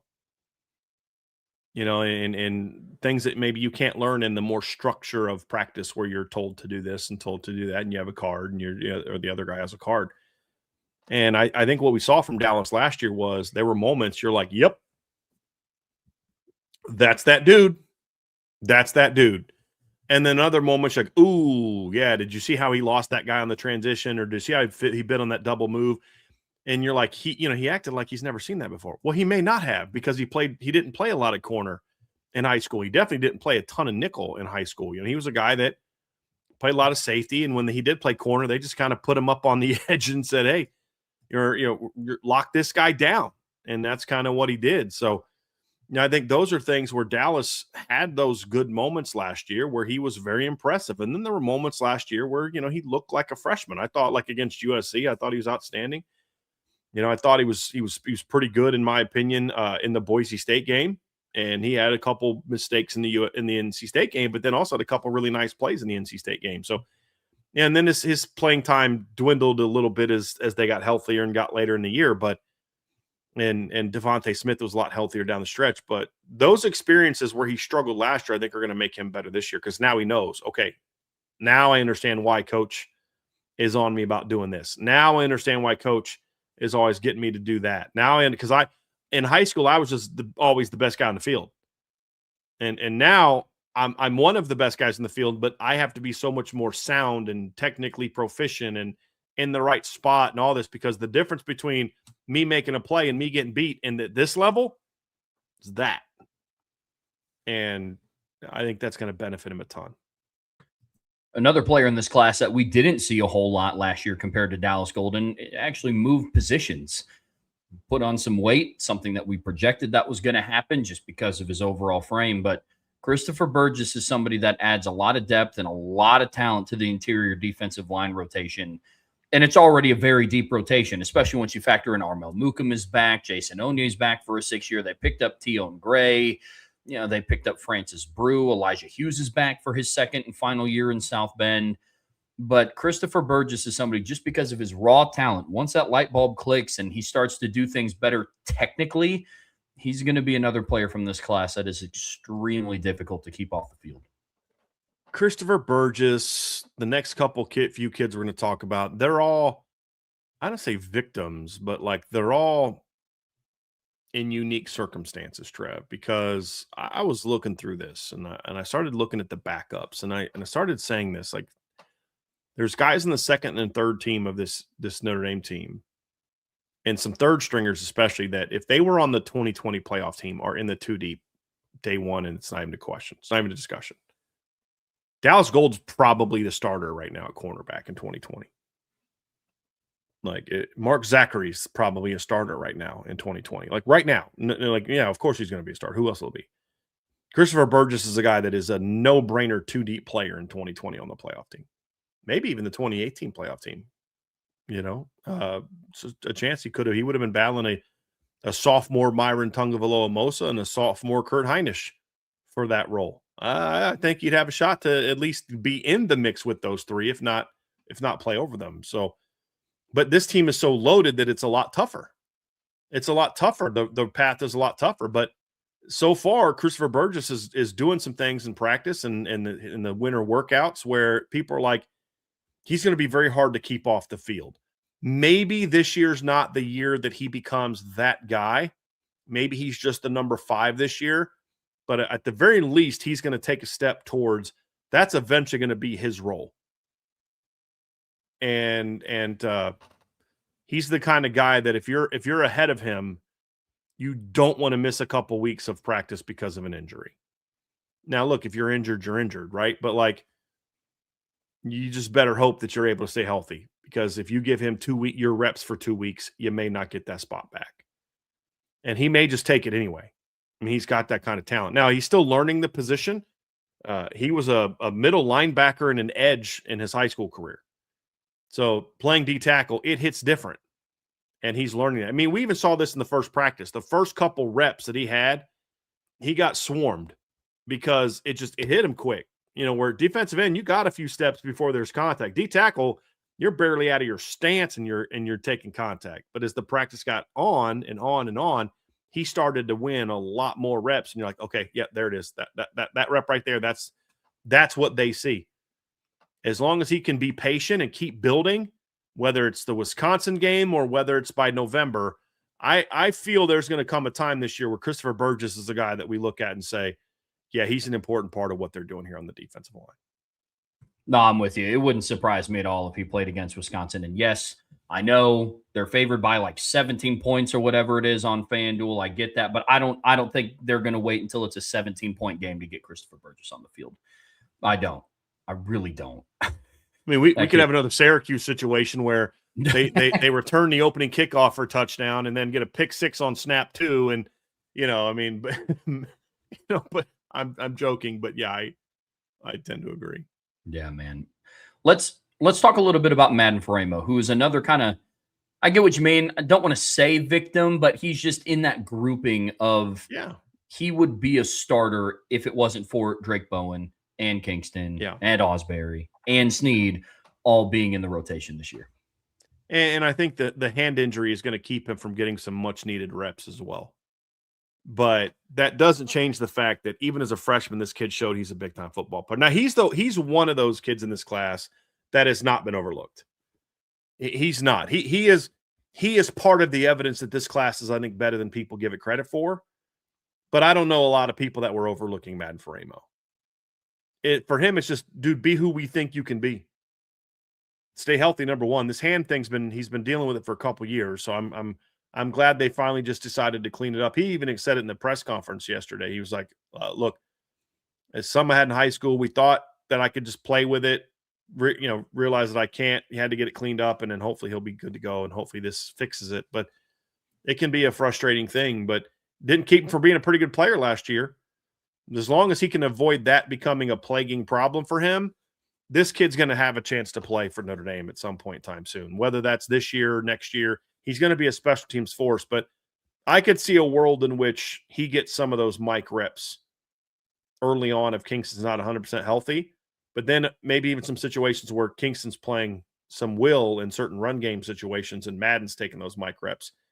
But that I think he'll be an important part of this team this year. And then I think he'll be in a great spot going into 2027 to either win the starting mic job or maybe move over to Will and Kingston's the mic and have a chance to where he'll either start or be what Jaden Osbury was the last 2 years, which is like that number 3 guy, I shouldn't say last 2 years, which Jaden Osbury was in 2024. He was the number 3 linebacker, but he led the linebackers in tackles for loss and was an impact player. I'm going to be very interested to see what kind of breakout Madden Faremo has in the fall, because I'm under the impression that he's going to be the heir apparent at Mike once Drake Bowen exhausts all of his eligibility. That would free up Kingston to solely focus on being the will linebacker and the best will linebacker that he can be, and also maintaining that role as a third down edge rusher. So depending on what kind of breakout he has in the fall, getting back into the full swing of things, being able to be full contact, no limits to what he's able to do out in practice, it's going to be something I'm very interested to see, because last year at this time, We were talking about Matt and Framo about the physical tools are exceptional. You see that it's there. He's just swimming right now. But once that light bulb goes on, he's going to be very hard to keep off the field. And that took until Purdue, where on his first series, he got in the passing lane, tipped the pass, and Christian Gray got his first interception of the year. So if he can build on that and continue to build on what he did in 2025, I think he's in for a really, really fun year. I'm excited to see what Madden can do, but I'm with you. I don't think he was overlooked at all in the class. Let's go back to the secondary, Brian, and talk about a cornerback, Mark Zachary. And he and Dallas Golden both came in, and we were very high on them coming into South Bend, talking about how Dallas Golden and Mark Zachary are two guys, are you potentially looking at just your future cornerback right there. But because of the 26 class with Aiden Pouncey and Kari Adams, guys like that, obviously Leonard Moore and Christian Gray coming back, the arrival of Jaden Sanders, DJ McKinney's coming in the summer, Mark Zachary's slowly starting to fall by the wayside by some fans of just, hey, yeah, he's there, but once insert name here, the light bulb goes on for him. Who knows what happens for him? Let's not forget Mark Zachary started games at cornerback last year for Notre Dame as a true freshman, adding his name to the list of the Christian Grays and the Ben Morrisons and the Leonard Moores. So he's not to be overlooked either. Well, and Mark really struggled in his first start, like a lot of the guys did. Which was the Purdue game. Obviously didn't play great in that game. I thought his second start, he was a lot better. He was very good against Arkansas. And then his third start was against Boston College, and he was even better than he was in his second start. He's another guy that's in a situation where if it wasn't for the fact this was a loaded depth chart, he'd be starting. Again, like I said about Dallas Golden, I'll say the same thing about Mark Zachary. If he was a sophomore on the 2020 playoff team, he's a starter. If he's a sophomore on the 2018 playoff team, he's a no-brainer backup. And, maybe he pushes down. Maybe he's the guy that goes in for Julian Love at the end of that game, as opposed to Dante Vaughn, who maybe is playing more of the other corner position. Who knows? But he's a victim of an incredibly deep defensive roster. And I think early in spring practice, Mark's pressing a little bit. And that's why he's getting beat. He's getting beat in the limited times we saw. He's gotten beat more than we saw him get beat last year. And I think a lot of it is he's pressing. And I don't mean literally like, pressing in coverage. I mean, he's trying to go win a job in practice 1 and 2. And Mark needs to just relax, trust your technique, trust yourself, and just go play ball. And don't try to go make a play every time, because that's when this really good group of receivers, if you make a mistake, they're going to make you look really bad. And we saw him get beat 3 times in the first practice. We saw the video that came out after practice 2 where he's getting beat for a big play by Micah Gilbert, and it's like, dude, just relax, trust yourself and you'll be fine. But the one thing about Mark is he's going to have to get a lot stronger. His play strength has not taken the jump that it needs to take. And I wonder if playing hoops for a little bit kind of kept him a few weeks out of the strength program. Maybe it didn't. I don't know. But that's going to be a big key for him, is he's going to have to get stronger, continue to get stronger if he wants to really be a factor. But he's another sophomore that has a shot. It's just kind of funny because as I'm looking at the sophomore class, I'm like, dude, the sophomore class on defense is not going to make as much of an impact right now as I believe the sophomore class on offense will. And it was the defensive side that we were most excited about. And I still am. It's more so about the depth. You know what I mean? Of this. They don't have a lot of natural left tackles on the roster like they have a lot of natural corners and defensive tackles and middle linebackers, on the defensive side of the ball. But it is true that that's why these guys are battling to get in the 2 deep and then stay in the 2 deep, because there's some studs behind them. Yeah, I mean, it's just all about the path to playing. I think one of the reasons why you're starting to see a shift in the reputation of the 2025 offensive class starting to surpass the reputation of the 2025 defensive class is kind of the I guess you call it the cope of understanding why they're not playing. On the offensive side of the ball, there's people out there that I know would be like, yeah, I mean, Elijah Burris should be playing this year. What's Cam Williams done up to this point? They didn't go out and get a transfer portal. It's ripe for the taking. But with Dallas Golden or Mark Zachary, especially Mark Zachary, an outside corner, the rationale is like, what's he going to go beat out Leonard Moore? What is he going to go beat out Christian Gray or DJ McKinney when he gets here? Next guy that we're getting ready to talk about, Ethan Long. Same thing with him. He's a player that I'm exceptionally high on. But it's the same conversation with him of, what, is he going to go beat out Tay Johnson? Was he going to go beat out a Don Schuler to start? So I think there's a little bit more room for understanding on the defensive side of the ball because there are certified dudes in front. Whereas like on offense, you look at Will Black and it's like, yeah, he would be a better natural left tackle than Anthony Knapp. He might be your best natural left tackle on the roster outside of the guy starting at right tackle. And so I think you get into a lot of those conversations. But Ethan Long is somebody that I'm really, really high on this offseason because the last 2 years, we've seen Notre Dame do a lot of 4 safety rotation sets. Obviously you have your 2 starters, but in 2024, you had Xavier Watson and Adon starting. You also had Rod Hurd rotate in, and then you would see Luke Talich occasionally. Last year especially, you had Adon and Tay, you had Jalen Stroman, you had Luke Talich come in. Well, hey, now that Jalen Stroman's gone, they elected to not go to the transfer portal and get a safety because they know they have their solidified 3 guys in Tay Johnson and Adon Schuler and Luke. And now it's like, okay, now it's time for 22 to really take advantage of his opportunity and come along. I think he's going to have a pretty solid season for Notre Dame on defense. I agree. You nailed it. Yeah, I don't need to add anything to that one. You did a good job. Good job, Trev. Thanks. Yes. All right. Let's talk about the last guy on our list. The younger brother of Kahanu Kia, fellow linebacker Ko'o Kia, who's going into his redshirt freshman season this year. Interested to hear what your take is going to be on him and what kind of impact we can expect from him this year. I think the one thing you can expect from Ethan Long, who you just talked about, and now Ko'o Kia, is these guys are going to make a difference this year. Whether it's on defense or special teams, they're going to make a difference. And special teams matters. No, oh, God, guys only playing on special teams. Yeah, everybody says that until they give up a kick return for a score or they take one back. You know what I mean? Like that's I don't care who's on kick return. That's when I go to the bathroom or I go to the concession stand. Like, yeah, you say that until they give up a big return. Then you want to be the world's greatest, kick coverage critic. You know what I mean? Like these guys are going to be very important players. And I'll be shocked if Ko'o Kia is not one of the top 5 or 6 snap earners on special teams this year. Linebacker, it's going to be a lot tougher, but he is getting a chance along with Teddy Rizak, along with, Thomas Davis Jr. to go out there and get a ton of reps because there's no Drake Bowen, there's no Kingston, Madden Framo's limited, and there's no Jacoby Clapper either. And then, of course, Anthony Saka transferred and Bodie Cahoon transferred. So these guys are getting a ton of opportunities, and I think that's good for Ko'o Kia, and it's good for the staff too because now they get a better shot to evaluate him and say, hey, is he a guy that can be a future contributor here? Or do we need to really ramp up maybe the numbers we take in the 27 class, or maybe the portal might be a place we have to go for depth next year? So it's a tremendous opportunity for Ko'o Kia, but I wanted to include him in this class, Trev, because I don't know that he's going to get a shot to really be a factor at linebacker this year. But I think his chances, I think the work he's doing this year on defense and practice is going to be a reason. Like you're going to see him flying downhill. He's going to be physical. He's going to do a lot of things that we like, but the work he's going to do is why I think we're going to see a lot of him on special teams. He played 23 snaps on special teams in the last 2 games of the year. They were his 3rd and 4th appearances. That is going to be the minimum of what I think we see from him. He was on the coverage teams last year. He was on kick coverage. He played 8 snaps. This is actually kind of nuts. He played 17 snaps on kick coverage in the last 2 games of the year.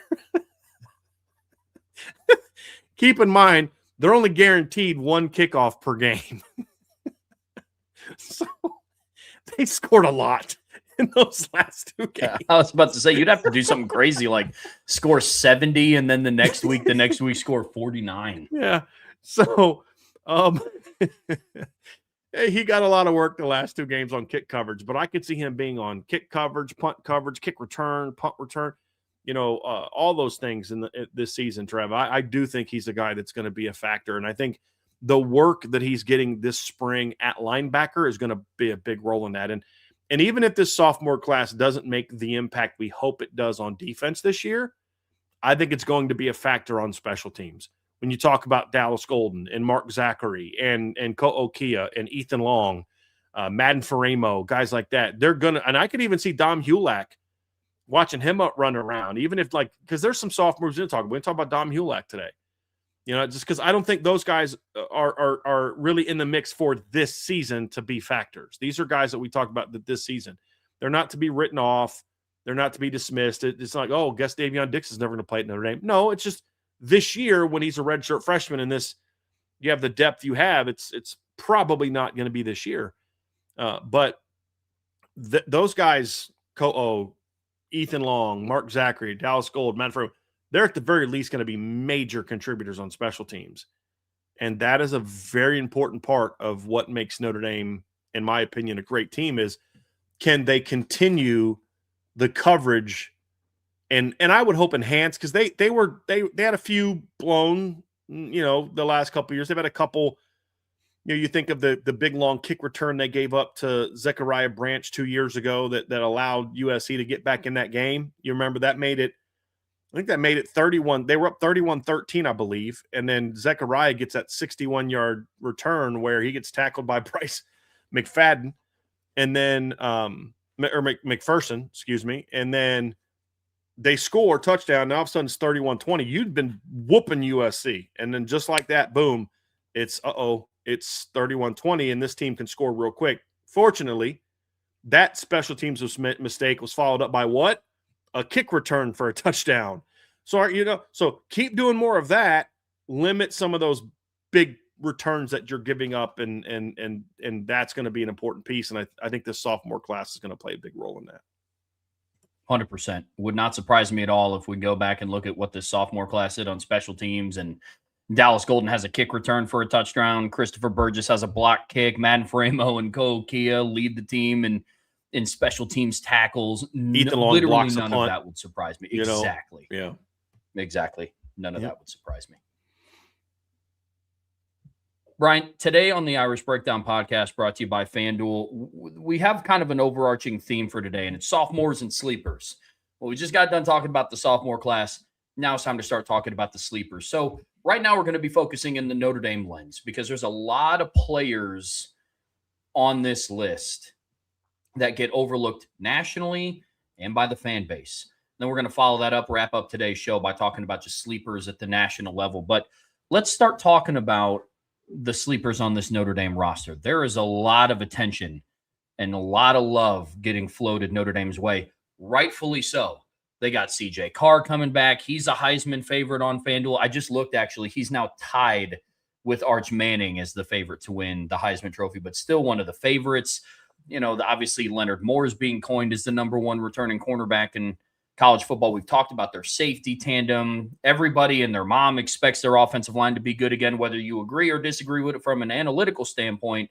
Notre Dame has earned the reputation of just their offensive line at the bare minimum is always going to be good. But there's a lot of players within that are starting to get overlooked, man. There are. And it's funny, this team is, getting so much preseason hype and they're getting so much focus. And there's just some players that just nobody really talks about or very few people talk about. And they're not being counted on to be impact players where I'm like, this guy's going to play a major role on this team's success. And they're not getting talked about. I mean, there was a starter. I mean, you guys know I rarely go to press conferences because they tend to be during times when we're neither doing Raptors reports or we're doing a show. But and there's other reasons why that I don't need to discuss publicly, that I just feel like there's better things that I can be focusing on from a business standpoint. But it's like, I'm there. Trev's supposed to do a transcript because we all, as the media, we all kind of help each other transcribe things. And, we'll take this, you take that and all that. And I appreciate that they do that. And big shout out to Tim O'Malley for kind of organizing that every week. But you're supposed to do Jaden Osbury. And Sean Stiers texts us and he's like, oh, by the way, and the reason I don't go is because I pay Sean Stiers to, be the beat writer, and he does those things, right? But he says, yeah, you don't have to worry about transcribing Jaden Osbury because nobody asked him a question. And I'm like, hold on a second. A starting linebacker was up there, just sat there, and like nobody thought it was important enough to go talk to him. It's very interesting. I guess he didn't have anything to say about CJ Carr. You know what I mean? I don't know, but like that's a perfect example of what we're talking about. And we're all guilty of that. We're all guilty of that to some degree. And you look at the offensive team and we get excited about certain players and we kind of forget about what about this guy? We all are victims of that. And myself included, Trevor included, Vince included. All of us do that from time to time. And so we're sitting there thinking about, like, who are the guys maybe we're not talking about? Or who are the guys that we don't think the fan base is, like, got enough buzz about, or the national media maybe doesn't have enough buzz about? And, the sleepers, the overlooked guys.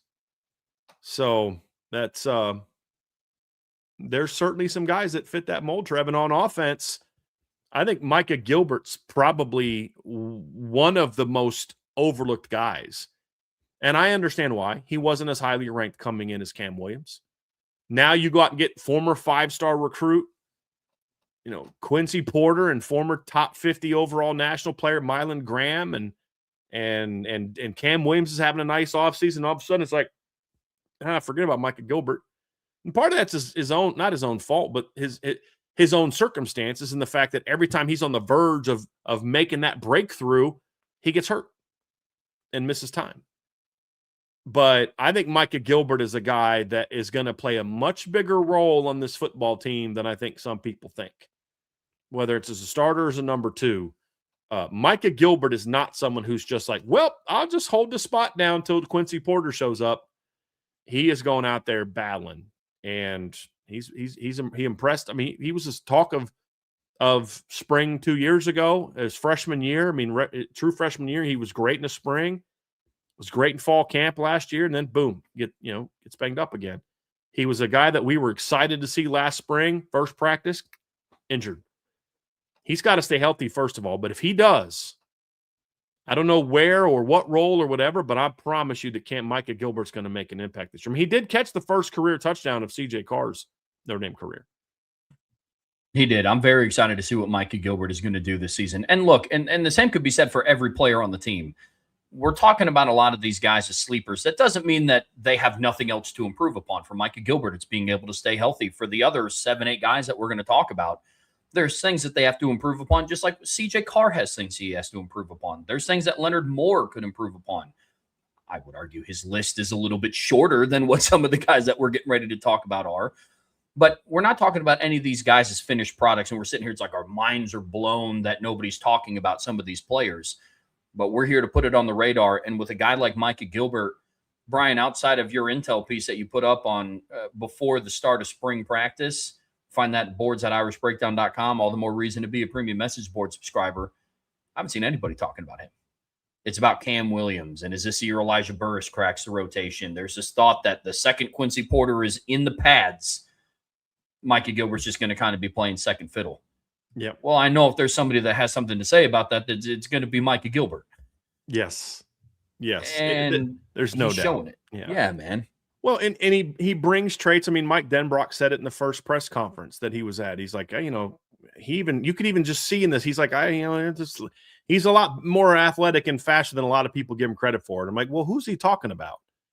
Because these coaches, they say, like, we don't have a clue anybody. Yeah, yes, they do. They know what's being said. They do, whether it's their own social media or whether it's the people that work at Notre Dame who are responsible for monitoring the things that we say and do and things like that, which I don't mean that in a negative way. I mean, you've got to make sure that there's not stuff getting out that you don't want to get out. When I say that, I'm like, I can't believe these morons they should monitor what they said, because if there is a leaker in the program that's putting stuff out there, like, dude, that should not be getting out there. Then you need to kind of, or if they're putting things that aren't true, hey, Brian Driscoll reported that so-and-so is injured. And they're like, hold on a second. Wait, no, he's not. Or why are you putting that out there? That was, then that's what they do. And I have no problem with that. They're not censoring us. They're not calling me up and being like, I can't believe you were critical of Marcus Freeman. It's none of that. It's just, you're monitoring it for reasons that make sense. And some people like to listen to stuff, you know what I mean? But like, they know the stuff that's out there. They know the hype about, Porter and Graham and Faison and Greathouse, and that people look at Micah Gilbert as a possession receiver. And I think the Notre Dame coaches are like, yeah, that's not what he looks like in practice. I'll give you a little tidbit. You'd have found this out 2 weeks ago if you were a premium member at Irish Breakdown. But I talked to a source at Notre Dame who said basically they called Micah Gilbert, he's Leonard Moore's kryptonite. That's the one guy that Notre Dame has that Leonard Moore's like, he'll beat Leonard Moore. And if you're out there beating Leonard Moore, it's like he started giving me vibes. Now, we haven't had a chance to see it yet because Leonard Moore wasn't at the one practice we got to see. But I watched him smoke Mark Zachary in the first practice for a long touchdown, like easily on a post route. And we've seen Mark Zachary play 3 Power 4 football teams last year and looked good. I didn't see anybody running by Mark Zachary last year. Like even the one pass the kid from Nitro Tuggle beat him on, Mark was there. It says a little something. And then we saw him catching a long touchdown from CJ in the second practice on the little video they put out. Well, for a possession receiver, he sure is getting deep a lot. You know what I mean? But like a lot of separation for a possession guy. Exactly. Exactly. And we've seen him in games a couple times, Trev, where he's gotten deep. And I still look back and I've asked myself, what if he would have caught that ball as a freshman? And I'm trying to remember who it was against. I think it was against Stanford. Right? The poster, he smoked some kid from Stanford, and he's wide open. He drops it. And like, what is the talk about him if he just catches that ball? Because, in the minds of some people, mind off on Micah Gilbert now. You know what I mean? And I do wonder, like, what would he have done? What would the talk be if he would have, like, dude, did you see him smoke that guy? Like, man. But he's going to have a say on what this rotation looks like and who some of those go-to guys are. I believe he was the first guy that CJ Carr mentioned yesterday after Jordan Faison, I believe, when people asked him about receivers that are stepping up. He basically said Faison's Faison, and the first name he went to was Micah Gilbert. Mm-hmm. So I think that says something. Brian, let's talk about the offensive line, specifically one guy in particular. A lot of attention going to this unit, understandably so. Your O-line, Will Black is stepping up at left tackle. Anthony Knapp gets kicked inside. Gerby Lambert had a great redshirt freshman season. He looked like your best offensive lineman in the first practice, and that's not because the other guys stunk. But that being said, there is an overlooked player on this offensive line, and that's Sullivan Absher. He has a lot of opportunity. A lot of it is like what we talked about yesterday, Trev. When we talked about who's the one offensive lineman whose emergence is most important. And my argument was Sullivan Absher. And the reason why is because he's the guy that either A, people view as number 5 out of 5 talent-wise, which I don't know that I necessarily disagree with if everyone's healthy. But as I mentioned, the 2015 offensive line had 4 guys drafted in the first or second round, and the 5th guy that didn't get drafted would have got drafted if he didn't quit football after his junior year of college. Then that's Steve Elmer. Like, that was 5 NFL players. Well, somebody's got to be 5th. You know what I mean? Like, you could have you look at a Pro Bowl roster and be like, well, somebody's got to be 5th. It's a Pro Bowl offensive line, but somebody's got to rank 5 out of the 5. I mean, it's just the reality of it. And then he's also the guy that a lot of people understandably look at and say, well, if Jagasol comes back healthy, he's out. And my answer is maybe not. And Sully gets a chance to go prove that. But either way, I don't think people appreciate enough how important he is to this offensive line, in that he's got to play well in order for this offensive line to be as good as it needs to be. That's what the talk about yesterday was. But my counter to that is going to be, I think he proved last year when he was thrust into the lineup that no, he's not going to all of a sudden become like a first-round draft pick. But I think he more than handled himself and more than showed himself capable of being a legitimately good starting offensive lineman at Notre Dame. I think the BC game, he was very good. I thought he was very good against Pitt, very good against Navy, and, had some big moments. He started 5 games last year, Trevor, and according to PFF, he allowed 1 pressure all year, gave up no hits and no sacks, just 1 hurry. And that was against in the 5 starts, and that was against Boston College. I mean, that was against Stanford. Played 161 pass snaps last year, and he only allowed 2 pressures all year. 1 was against Miami, 1 was against Stanford.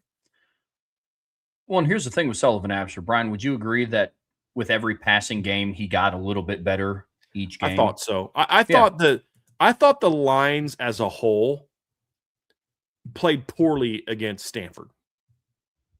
I thought the lines as a whole looked sluggish on both sides of the ball. I think the late kickoff time, I just think both lines looked sluggish to me.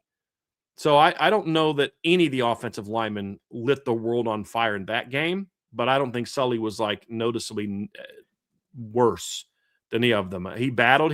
he's got some things he's got to work on, Trev, and those things were evident in every game. You got to move your feet a little bit better. He has a tendency, like a lot of young linemen, at the point of contact, he'll stop moving his feet. He's also he's a little tight-hipped compared to some of those other guys, so he's not as natural of a waist bender or a knee bender as some of those other guys. He's a little bit too much of a waist bender, and he's 6'7". So he has a tendency at times to narrow the base and get too high, which, can get him in some trouble. But those are all correctable things that got, to your point, that got better as the season wore on. Now it's about taking that next step, become even more consistent. And if he can build on what we saw this year, Trev, if that's your number 5, and this is our whole point that you and I have talked about in our private conversations, if he plays just like a slightly improved version, which, and when we say slightly improved, just the improvement that comes from experience, even if he doesn't get a millisecond faster or quicker or a pound stronger as in the weight room, just the experience and getting used to the game speed and all that is going to make him just that slight improvement. If that's your number 5, you got a pretty darn good offensive line. The reason why I ask is that was also the most consistency Sullivan Absher has had darn near since his arrival on campus at one spot. Yep. And he got better. I don't think that that's a coincidence. I think that there's this thought that we've just seen the best of what Sullivan Absher is going to be at Notre Dame. I am not under that assumption. Mm-hmm. With each passing week he was in the starting lineup, consistently taking reps at left guard, he got better at left guard. I know that might be a crazy thought to some, but I don't think that that's a coincidence. Now he's spending this entire offseason taking reps at right guard and finding one spot. I said this about him last year.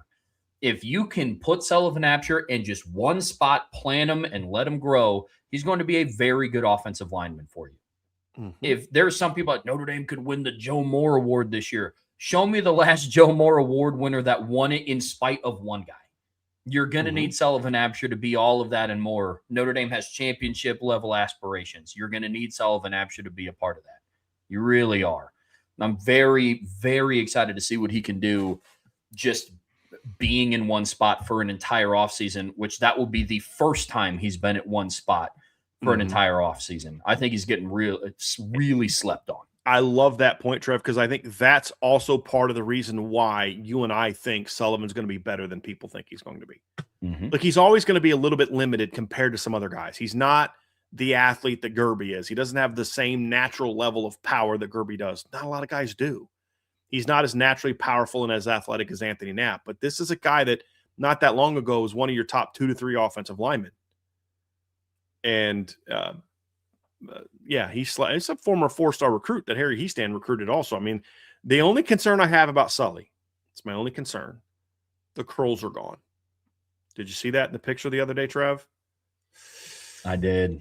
I hope he doesn't get Samsoned. That's all I'm saying, man. That's all I'm saying. I was worried about that with Kingston his freshman year when he cut all his hair off. I think Micah Gilbert cut his hair off. I think chopped his off a little bit. Like, as long as you don't get Samsoned, I think we're going to be okay. But in all seriousness, Jalen Sneed cut his hair too. Yeah. In all seriousness, though, if he just makes normal improvements, I think Sully's going to be a really solid football, at the very least, a real solid football player. Do I think he's going to eventually be a day 1, day 2 draft pick? I don't think so, but I don't care. He doesn't have to be.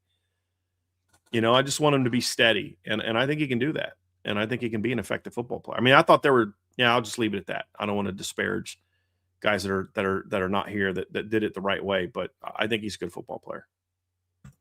Agreed completely. I also think the same of Nolan James Jr., and I know that you think the same of Nolan James Jr., but we talked about him a little bit earlier in the class, or earlier when we were talking about this sophomore class, and there's this idea that he is just kind of the placeholder until one of Aeneas Williams, Keedron Young, or Javian Osborne get fully healthy.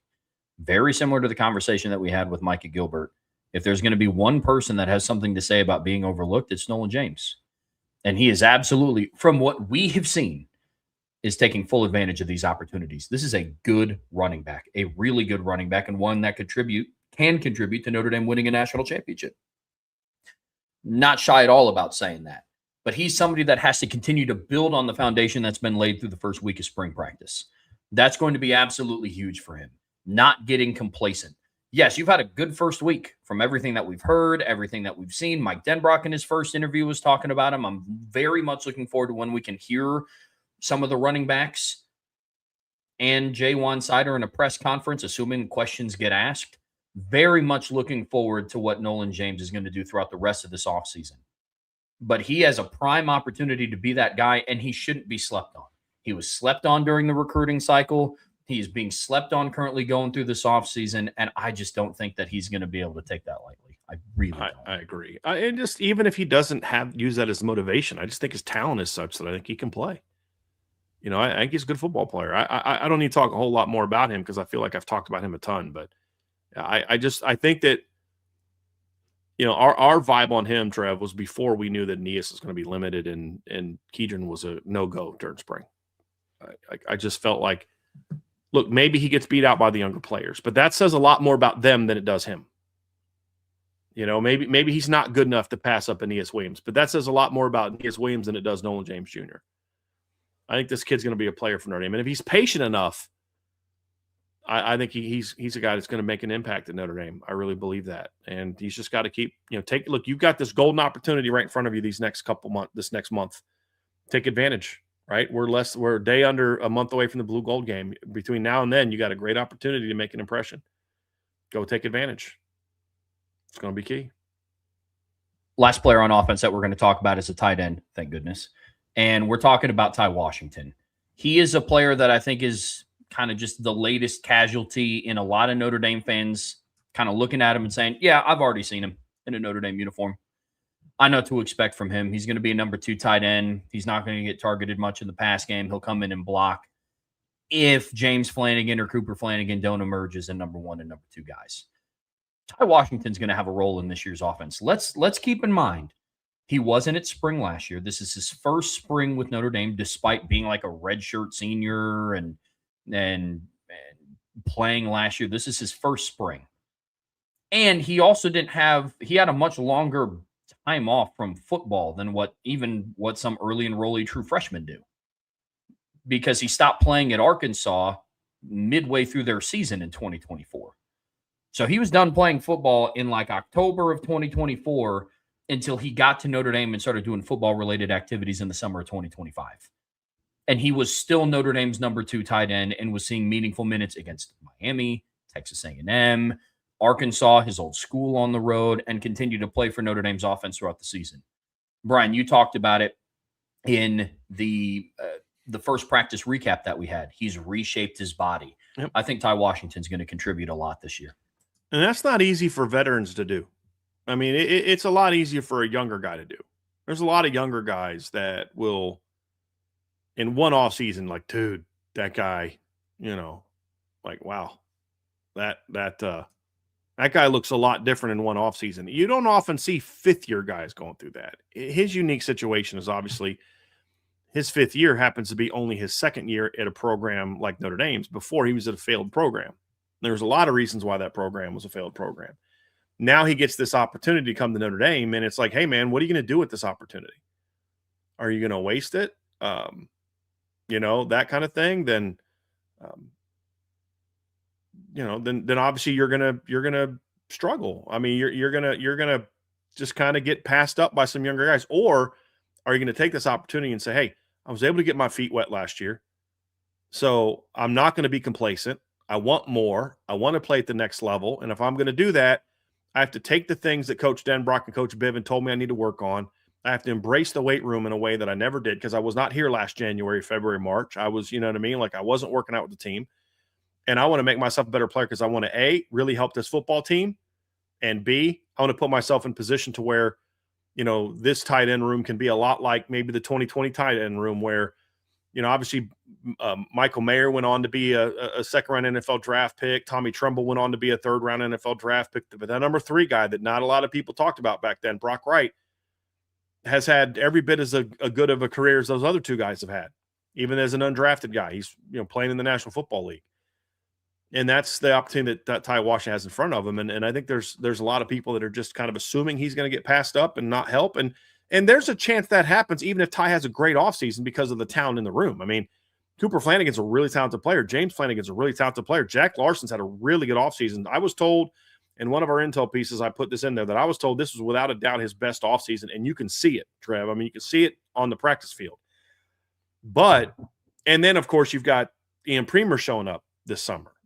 So I get it. But Ty's putting in the work.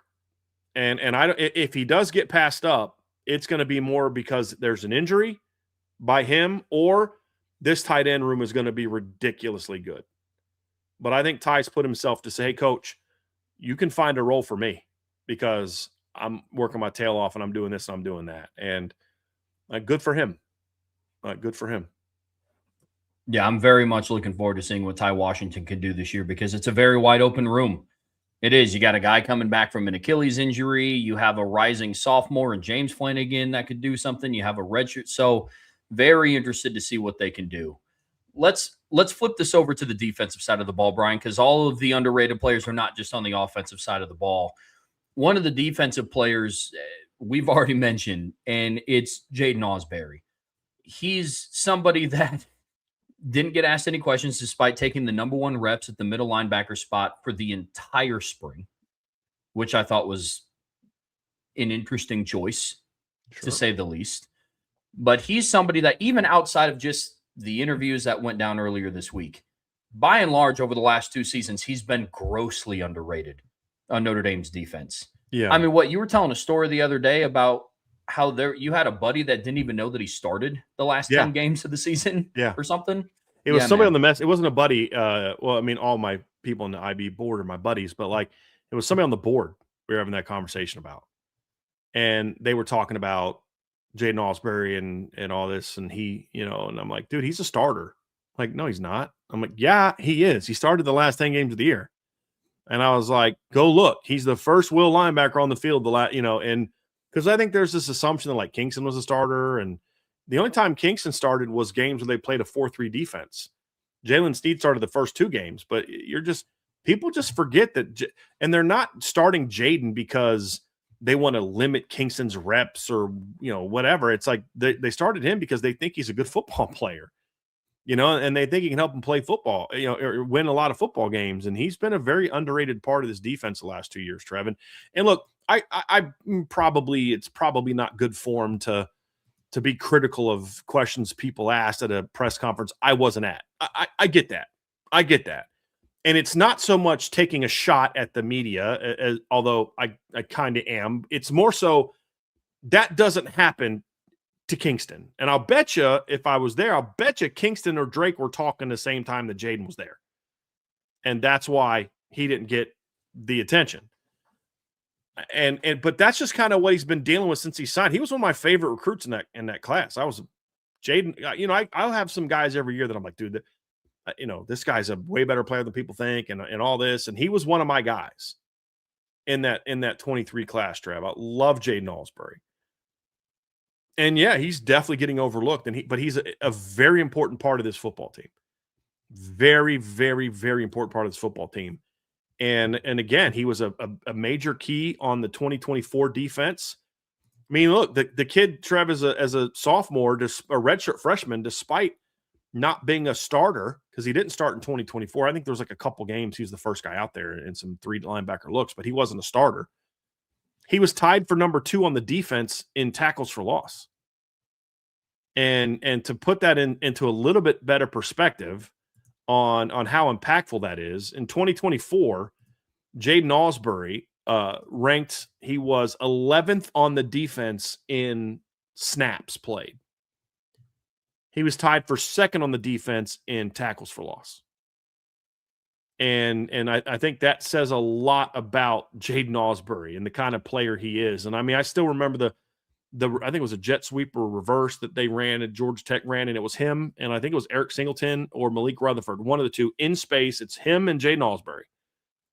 And I think at the time it was like still like a 14-3 game or 14-7 game or 17-7. It was a 21-7. Like it was a competitive game where if Georgia Tech scores a touchdown there, this is a little bit different game. And he makes that big play and it just completely stalled the drive.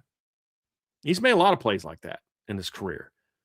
And there's aspects of his game that still have to continue improving. I still think Jaden has a tendency to maybe not go into a tackle with the proper form, which allows him to get stiff-armed a little bit easier than he should. I think he was better at that this year than he was the year before, and I think his numbers reflect that. But he's a good football player, Trev. He's a very effective football player for Notre Dame, and I think he's going to continue to be a difference maker. And I think him playing Mike this spring is going to be huge for him.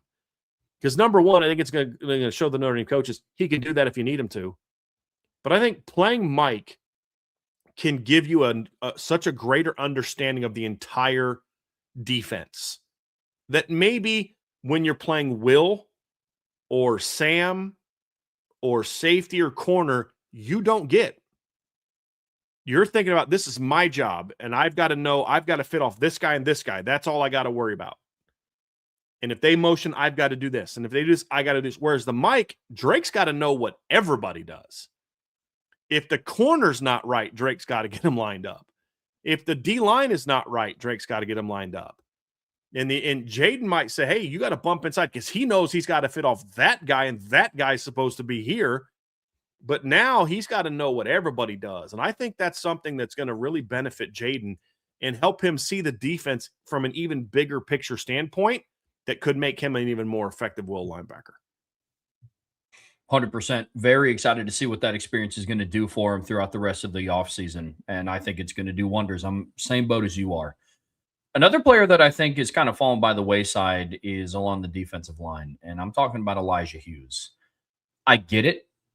I understand why. And in terms of the transfer portal class, he came in last year. A lot of the attention was going to Jared Dawson. Some people viewed him as the afterthought. I get that. And then you look at this year. You got Tion Gray coming in. You got Francis Brew coming in. You get Keon Keeley coming in. Jason Onye gets granted a 6th year. You get Armel Mukum withdraws his name from the transfer portal. But Elijah Hughes quietly had a very good season for Notre Dame last year. He ended up playing 264 snaps. He had 10 total pressures last year on 144 pass rushing snaps. So he is an efficient player when he gets his opportunities, and that was only playing 2 snaps against Miami and 7 against Texas A&M. Yep. Then after that, he slowly started to come on. From USC to the end of the season, he had 6 of his 10 pressures. He's somebody that I think is starting to get overlooked. And again, I'm coming from the perspective, I understand why. You got 6'6", 330-pound Tion Gray coming in.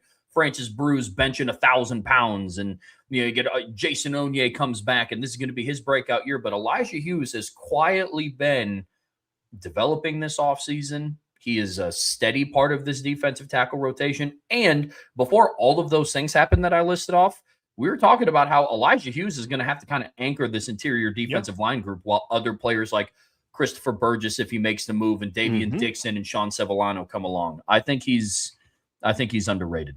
Trev, let's point at the people who last offseason overlooked Elijah Hughes. This guy.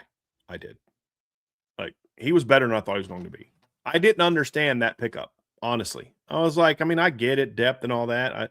I still wish they would have redshirted him. Like, honestly. But I get why they didn't. Because it's like, dude, he can help us win. We're trying to win a championship, and this guy's helping us win. And then I think even if they tried to redshirt him early, they would have had to take it off later in the year when Gabriel Rubio got hurt. And you were a little banged up on the inside. Donnie Heinisch was dealing with the shoulder injury. We didn't know as much about it at the time as we do now. But no, I didn't think he was going to be a difference maker for Notre Dame. And he's still not like a difference maker from the standpoint of like, he's not going to come out and have like a Riley Mills type of All-American season. But like, he's a very important part of this rotation now, Trev. Just plays with a great motor. He's strong. He's a little short. His short area quickness is better than I thought it was going to be from what I saw at USC. And he's definitely a factor. Very underrated. And I'll admit, I'm one of the people that underrated him. He is better than I thought he was going to be. He did last year what I thought he might be able to do this year when everybody left. And he did that last year. So I underrated him. Funny story. Do you know what coach was the primary reason the recruiting office went after Elijah Hughes? Do you know what coach was the primary driver to push to say, hey, let's go get this guy? Mike Denbrock. Nope. Ugh. I'll give you 3 guesses. Marty Biaggi. Nope. Joe Rudolph? Bingo. Joe Rudolph. Joe Rudolph saw Elijah Hughes at a camp. Remember, he's from like the DC, the Virginia area. And Joe Rudolph at the time was at Virginia Tech that 1 year.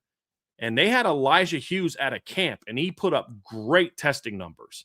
And so when he was going to jump, when he jumped in the portal, I was told that Joe Rudolph was like, hey, I saw this kid at camp. He's athletic. He can play. He can help us. I think that they might have been looking at him as an offensive lineman at Virginia Tech, perhaps, or he just saw him work out and just was impressed by him. But Joe Rudolph gave an endorsement for going to get Elijah Hughes out of the portal. And so it's like, I've always said, like, the only first round defensive tackle that Notre Dame's had in the last 20 years was recruited by Harry Hiestand. Well, hey, now Joe Rudolph got his story. Now, I don't think he's going to be a first round draft picker and all, like Jerry Tillery was, or an All-American like Jerry Tillery was, but he's an important part of this rotation. So kudos to Joe Rudolph. He's not only recruiting offensive line very well, but he's helping out the defensive line as well, which I thought was a pretty cool story, but no, very, very underrated player, as is Luke Talich. And the reason Luke Talich is underrated is easy, because he'll never live down the walk-on stigma the way that Jordan Faison has. I think there's understandable reasons why people are willing to dismiss that Jordan Faison was a former walk-on. The biggest reason being they understood he was walking onto the football team because he was an elite lacrosse player. Whereas Luke Talich has walked on just to walk on. He's also a white kid from Wyoming. That's part of it too. Let's be real about it, right? Like, big time players don't come from Wyoming.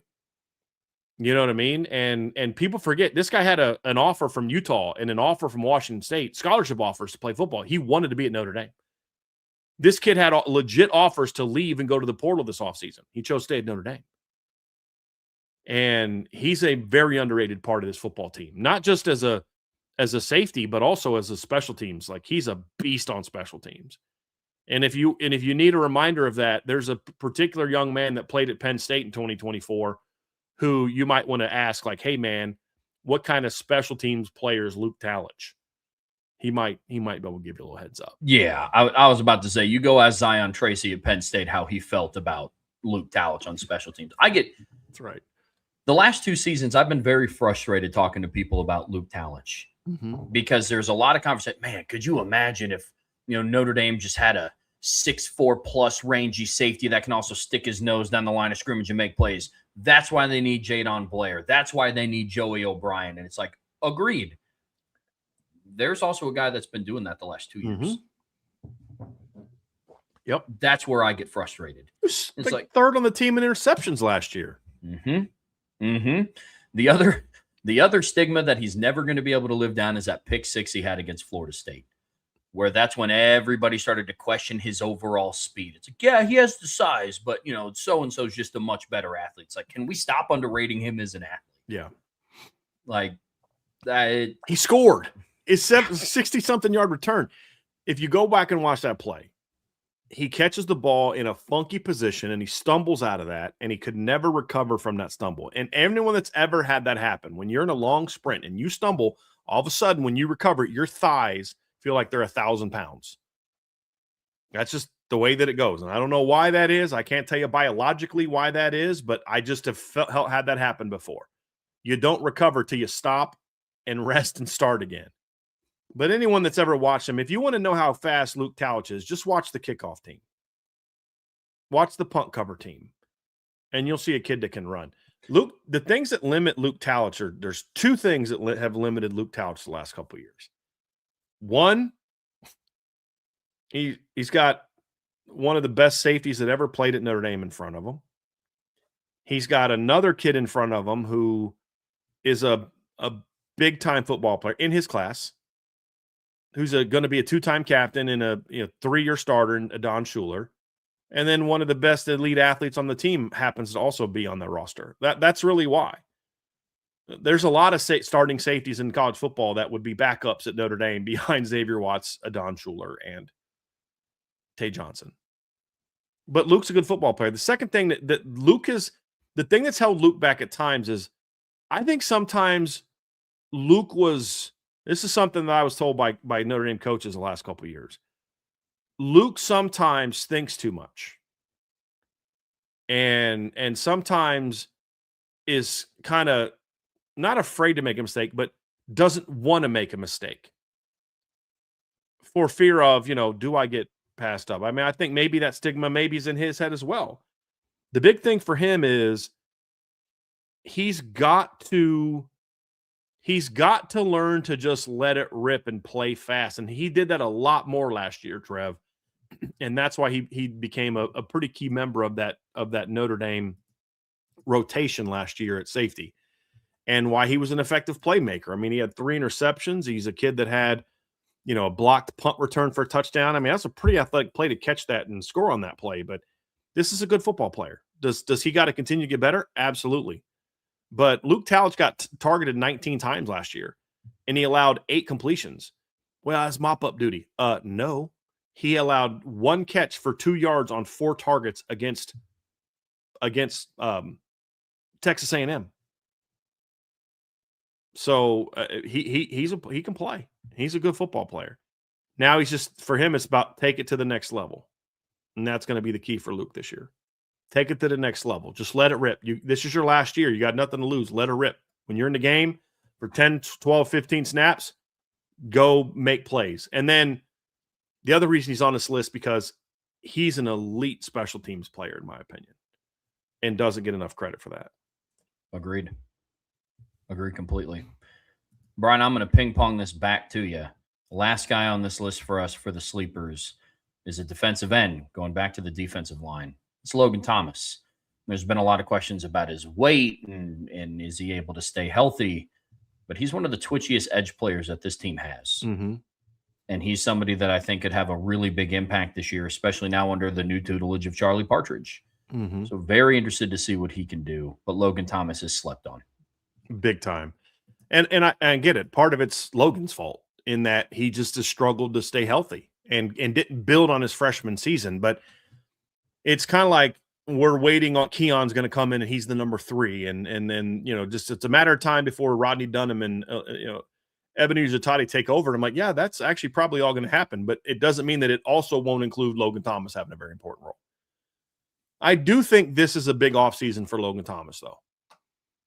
He's got to put it all together. I do think he's a very underrated player, but he also is in the reality that there is a Rodney Dunham and an Ebenezer Utade behind him. There is a Dom Hulak behind him. There is a Keon Keeley arriving from the portal, and it's like, now's your time to shine.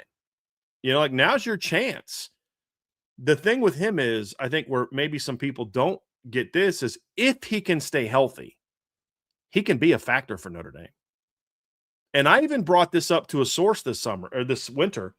Sometimes I'll ask guys questions in ways where I'm like, I want to see if they're going to give me the answer that I want to hear, or are they going to give me a straight answer? And how you do that is you make a statement. And if they're just agreeing with you all the time, then like, okay, I'm either the smartest guy on the planet or this guy's just not going to push back on anything I say.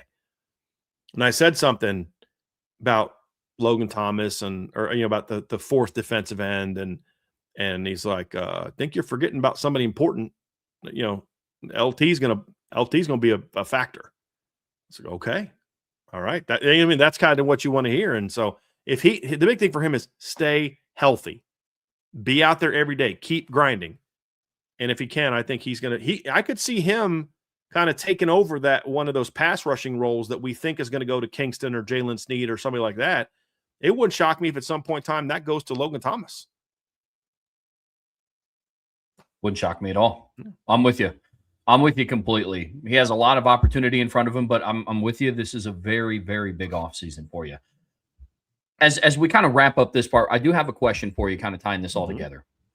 Who's one player on offense and one player on defense that you think are nationally underrated? Because we talked a lot about amongst the Notre Dame fan base, but in terms of the national narrative, who you got? I have an easy answer on defense. I think it's a Don Schuler. Yep. I don't think a Don. Well, can I give 2 on both sides of the ball, please? Thank you, sir. I think a Don Schuler and Drake Bowen are woefully undervalued and underrated as national big-time players. Woefully. More from the media than opponents. But even some opponents, I think, underrate him. And a perfect example is, I've pointed out before, but that Bruce Feldman article, going to the playoffs where they're talking about an ACC coach, and he's like, yeah, we thought we could really go after this kid, but we didn't realize how fast he was and how good, he locked our running back down. I swear that had to be the NC State coaches. Had to be. Because they tried to go at Drake early and often with Hollywood Smothers, and he was like, you're not doing that against me, bro. Sorry. You know what I mean? Like, I jokingly say that the reason Hollywood didn't transfer to Notre Dame and went to Texas instead, because he didn't want to get locked down and practice every day like he did in that game. Now, Notre Dame wasn't recruiting Hollywood Smothers, but people said they were looking at him, and I just like to make that joke a little bit because it's funny, even though it's not true. But I think they're both in the top 10 of their position in college football, and they don't get treated like that. And they don't. And offensively, I think Jordan Faison is a guy that is not getting the love of what's he about to do this year. And I'll be honest, I fall victim to that sometimes too, Trev. I do. I fall victim to that sometimes because I get into well, let's remember what Jaden Greathouse can do, and hopefully we get that semifinal championship version of Jaden Greathouse. And, Mylan Graham is an elite player, and I do believe Cam Williams is the most physically gifted player on the roster, and Quincy Porter's this. And sometimes you forget Jordan Faison's a ball player. And we forget how good he was in the first 2 rounds of the playoffs because of how good Jaden Greathouse was in the last 2 rounds of the playoffs. You know what I mean? But, like, Indiana had 0 answers for Jordan Faison. And that was the same guys they had on their championship team. They had no answers for him. And Georgia, I mean, he was a playmaker against Georgia. And remember he had the 4th down that was called back too, where he got open. I still question whether that should have been a penalty, but it was on him. But that's not why he got open. He didn't do something, to illegal to get open. You think of the reverse where he showed that speed around the edge to move the chains. I think it was a 3rd down play where he moved the chains. He's a very underrated player, and I also think Anthony Knapp is not getting the attention that I think he deserves as a potential preseason All-American player at guard. I think he's another one. We're going to talk a lot about Gerby, as we should. We're going to talk about Will Black, and I think that Anthony Knapp is going to be an All-American guard this year. I really do. I really do. I'm riding that train big time. I love it. I love it completely. How about you, Trev? So, in the spirit of, I agree with your picks. In the spirit of giving a different answer, I got 2 on defense. Still kind of thinking through offense, and one of them on defense. You're going to have to hear me out on. I'm forewarning everybody. Right okay. Now. You're going to have to hear me out on defense, but I have an explanation. Don't react. Okay. So nationally underrated on defense. I'm going with Boubacar. There's a lot of articles that come out about, Notre Dame added Keon Keeley, an edge rusher from Bama, and they got Tion Gray, and Francis Brew comes in. I have yet to see an article from ESPN, from CBS Sports, from On3, from PFF that talk about Boubacar Traore, the guy who led the team in pressures last season, coming back and starting. So I think he's going to very quickly put people on notice nationally. Now, again, I know from the Notre Dame fan base, people are like, I love Boubacar. It's like, agreed. So do I. Now, my next player on defense, it's not nationally underrated. I think he's underrated by some coaches that they face, because it's the only rationale that I have for why there were some teams that consistently wanted to target Leonard Moore last year. And like I said, you're going to have to hear me out because I know he's the number 1 cornerback. Guys like outlets. Your preface doesn't need to make me. I'm going to hear you out. But as soon as the way you framed it, I was like, I completely agree. It's the only rationale that I have that teams still consistently wanted to target him. And it was every team. Yes, I understand Stanford tried to target him a bunch. Frank Reich might have not have really understood it despite him having NFL experience. You have guys like Spencer Danielson that are consistently targeting Leonard Moore with Maddox Madsen. You had Mike Elko and Colin Klein targeting Leonard Moore in the A&M game. Pitt went at him. Syracuse went at him. He only played 44 snaps against Syracuse, Trev, and they threw at him 5 freaking times. He gave up 2 completions for a total of 4 yards and had a pick 6. This is game 11. Yeah. You know what I mean? What are you doing? Yeah, I do not understand that. That is Do not understand that. maybe it's just something amongst coaching circles where they're just in denial about him being the number one cornerback in the country. But that's my rationale for I think Leonard Moore amongst coaches is an underrated player on Notre Dame's defense, as crazy as that is to say. I agree. And offensively, I'm with you. I think Jordan Faison gets very underrated. If another team from the SEC or the Big Ten return their number one receiver from 2025, they'd be the talk of the town. Yep. They would be. Yep. I mean, dude, people still act like Eric Singleton's this phenomenal player and a top 10 portal player and all this other kind of stuff. And I'm like, Eric Singleton's not as good as Jordan Faison. He's not. Like, I'm sorry, he's just not. But they act like he is. He gets all top 10 portal player, and I'm just like, okay, whatever. If Jordan Faison played for Georgia or a team like that, he would have there'd be a much different conversation about him, I believe. Yeah. Brian, to take us home here on the Irish Breakdown podcast, brought to you by our friends over at FanDuel, we're kind of broadening the scope, still sticking with the same theme of sleepers, but we're widening our scope to just all of college football.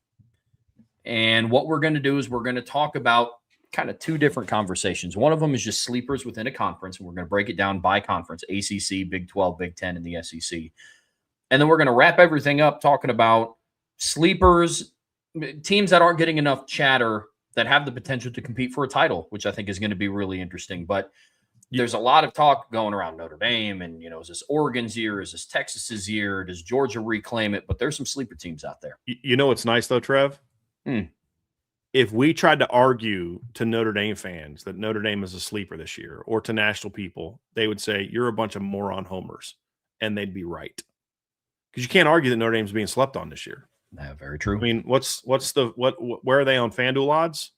It's like third, somewhere between first and third all off season, right? Yeah, on FanDuel right now, they're tied for second with Texas to win the national title. Right now, they still have Ohio State first, which they're not being slept on at all. They're not a sleeper. So this is going to look at some other teams that are sleepers. And like you said, Trev, we're going to talk about different conferences and teams that we think have a chance to compete for a league title or maybe even a playoff spot. And we'll start with the ACC. And I got to tell you, man, like, I get the ACC is not good. I understand that. But they're acting like because can we be real about a couple things? The ACC as a whole is not a good conference. It's the fourth of the 4 Power 4 conferences, and I don't know that it's overly close. Is that a fair thing to say? Yeah. I think as a conference, they're not as good as the Big 12 because they don't have the depth of the Big 12. The bottom teams in the ACC are terrible. And, you look at the team that won the ACC last year. They got beat by what? Tulane and UConn in the non-conference. You know what I mean? Like, that ain't good. But that doesn't mean that every team in that league sucks. I mean, the ACC sucked in 2013, and Clemson and Florida State was still the best team in college football. You know what I mean? Like, I saw a tweet yesterday from College Football Nerd. That was about the kick six, and they're like, somebody tweeted out like, Bama was a kick six away from having won a title of 4 out of 5 years. In College Football Nerds, who I think are SEC homers, were like, no, because they would have got destroyed by Alabama or by Florida State in the national title game. Because if I remember correctly, the point he was making, which I thought was valid, is they wouldn't have overlooked Bama the way that they overlooked Auburn. Remember, they let Auburn jump out to it wasn't like a 17-0 lead or something like that. I knew it was double digits. Yeah. Yeah. I mean, they were down big and then came back, and won the game by 3. But like, they let Auburn in, and I've said, man, it was 21-3 at one point in time, Trev. They were down 21-3 and then scored late in the second half. And then, in the second quarter, make it 20. They were down 21-10 at halftime of the title game. And then they turned it on in the second half, and they couldn't guard Kelvin Benjamin, and Jameis Winston did his thing, and the defense took over and all that. But like, there was a point in time where Nick Marshall misses a seam route where if he doesn't miss that seam route, I don't know that Florida State could have come back from that. They wouldn't have overlooked Bama the same way, but that was a dominant team. the ACC sucked in 2016 and 2018. It didn't make Clemson any less dominant. You know what I mean? And I think that sometimes, like when SEC teams win a championship, that's how good the league is. Like, they've won X number of championships. And, when the ACC had won, was it 13, 14, 15, 16, 17, 18? They'd won 3 titles in 6 years. It was always like, well, they're only good because the league sucks. I know they're beating us when they get to the postseason, but they only beat us, because they don't play anybody. It's like this hypocritical thing. But the reality is in a lot of times they're wrong about degrading the top teams to the top because of how bad the league sucks. But we also need to be willing to admit that overall the league does kind of suck. I hope it gets better, but it does. And so what that has done is that, to me, has caused people to sleep on some teams, because even though the ACC was bad again last year, I actually think it was better than it was the year before. And I think they've got a chance to be even better this year. And there's a couple teams at the top that I think are getting slept on. Trevor, I know you've got a couple teams as well. And I think this team is my number one sleeper team in the ACC is SMU. And I think there's a couple reasons why. Trev, you and I were talking about this before the show. I think one is the league stinks. They're a team from Texas in the Atlantic Coast Conference, and I just don't think they're going to get the respect that they deserve. There's a second reason that I believe they're being slept on, and that is because of Notre Dame. Everybody has SMU in their top 20 to 25. So if you're just looking at preseason rankings, you're like, Brian, how are you saying SMU slept on? They're a consensus preseason top 25 team. Yeah, but what does everybody say that talks about Notre Dame's schedule? Everybody does it. At Sporting News, Sports Illustrated, ESPN, everybody. They'll rank Miami, SMU, and BYU in the top 20 and then say Notre Dame doesn't play anybody other than Miami. And I think that they can't admit how good they can have them in the ranking, but then they'll dismiss them and act like they're not a preseason top 20 team. And it's the weirdest thing ever, because it's like, you guys keep saying how Notre Dame doesn't play anybody other than Miami. This moron Miami fan said something the other day on Twitter. He's like, Notre Dame doesn't play anybody. And I'm like, do you know the cell phone you just had on yourself? And I'm like, wait, you're a Miami fan. You clearly don't understand the cell phone. All due respect's daily comments. With all respect, you're unique compared to most Miami fans that I engage with. Miami fan literally said they don't play anybody. And then you said, well, I meant other than us. Well, they did play a team that beat you last year and was in the playoffs the year before, but you act like that's not a real thing. People act like that. So I think part of it is, if we respect SMU, then we have to, then maybe we can't hammer Notre Dame as much for their lack of a tough schedule, because we can't acknowledge that their top 3 is one of the tougher top 3s that they have to face. And that's why I think SMU is not getting nearly enough talk about a potential ACC championship or another playoff berth this season. I'm not saying they're going to make it, but everybody acts like Miami's just going to roll away with this thing. And I'm like, well, they did lose to SMU last year, and this is a team that was in the playoffs the year before. SMU's played in more ACC title games the last 2 years than Miami has. And that's why I think they're getting slept on. No, I think that's a heck of a pick. I like it. My first one from the ACC, because we each have 2 in each conference, I'm actually going with Virginia Tech. And I understand that there's a lot of narratives flying around about James Franklin and he's not able to win the big one. Well, I mean, look, let's call a spade here, folks. He's going to a program that just wasn't winning the ones, not the big ones. He was going to a place in Virginia Tech that went, 3-9 last year, 4-8, somewhere in that range. He brought a lot of good, he brought a lot of good Penn State players with him. So I think that there's a good foundation and players that are going to help distribute what the culture is going to be at Virginia Tech under James Franklin. And I think the recruiting trail is not going to take long for him to get firing on all cylinders. Now, we're talking about this year. I think Virginia Tech could be a sneaky good team this year in the ACC. Now, that being said, I don't think that they're going to fight for a playoff spot this year. I don't think that they're going to contend for the ACC title this year. Granted, if you would have told me last year at this time that the ACC championship was going to be Duke and Virginia, I also wouldn't have believed you. So anything is possible in the crazy world, which is college football. But I do think Virginia Tech is going to regain that reputation of a team that you do not want to go play, especially on the road.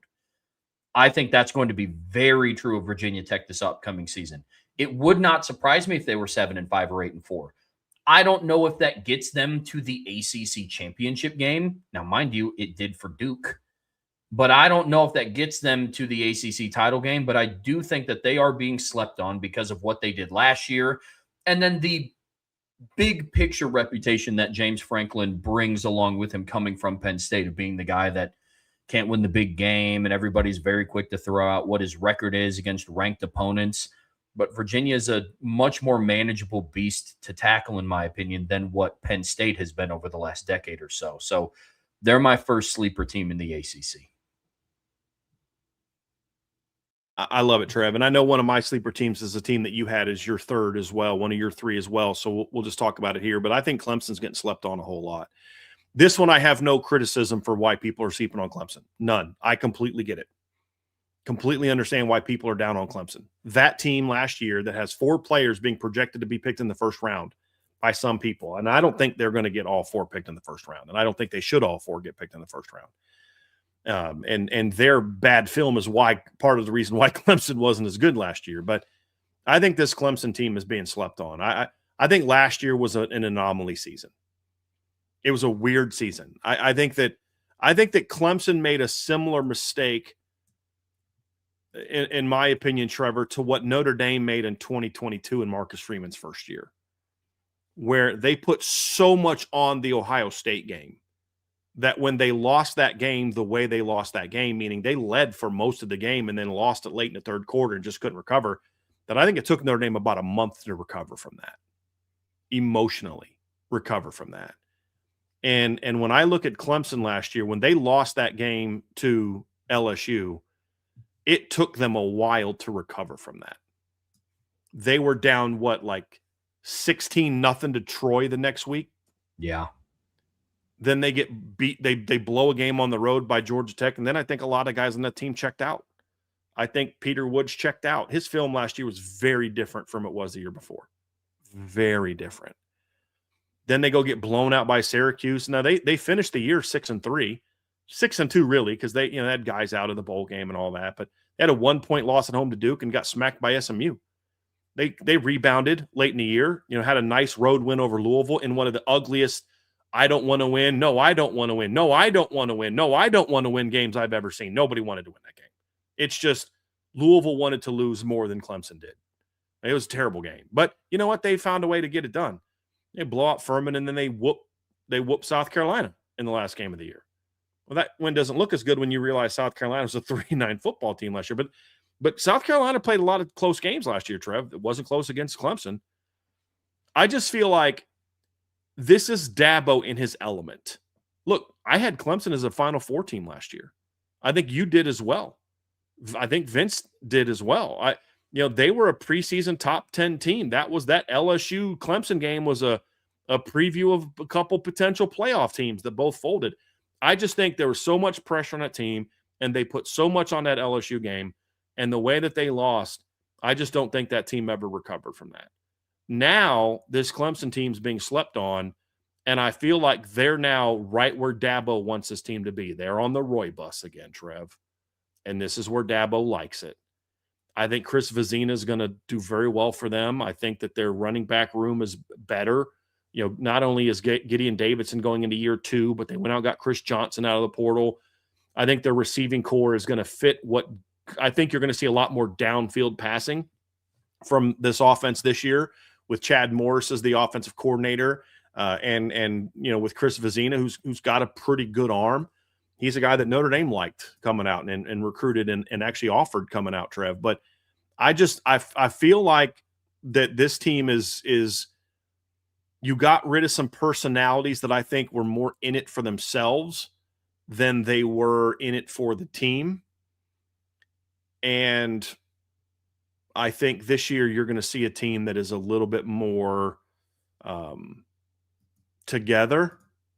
And, perfect example, Trev, is I think it was the Duke game. And I'm watching Dabo's just following Khalil Barnes, trying to talk, go off on him. And Khalil's just like ignoring him and like almost laughing. And I'm like, dude, this is a 2-time national championship coach. This is a guy that's won multiple National Coach of the Year awards. This guy's been in the playoffs a lot, including a year ago. And you're just ignoring him. This culture's broken. Now, the question is, can Dabo fix it? That's the big unknown. But I think this Clemson team is being slept on big time. I don't know if they're a championship caliber team. I don't think their roster's championship caliber. But I will not be shocked if we go into November with Clemson fighting for the ACC, battling for the ACC championship. I really think that they're very underrated. They're very much being slept on this year. I do. For my second team out of the ACC, I don't know if slept on is the proper term. Maybe hibernated on or REM slept on. On. Literally. I mean, it's slept on is a little bit too polite, but I'm talking about the Stanford Cardinals. We're talking about a program that hasn't had over 4 wins. You heard that correctly. Over 4 wins since 2018 when they went 9-4.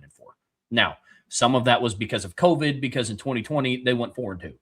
So you project that over a 12-game season, maybe they land somewhere in the 6-6 to 8-4 range. That's fair.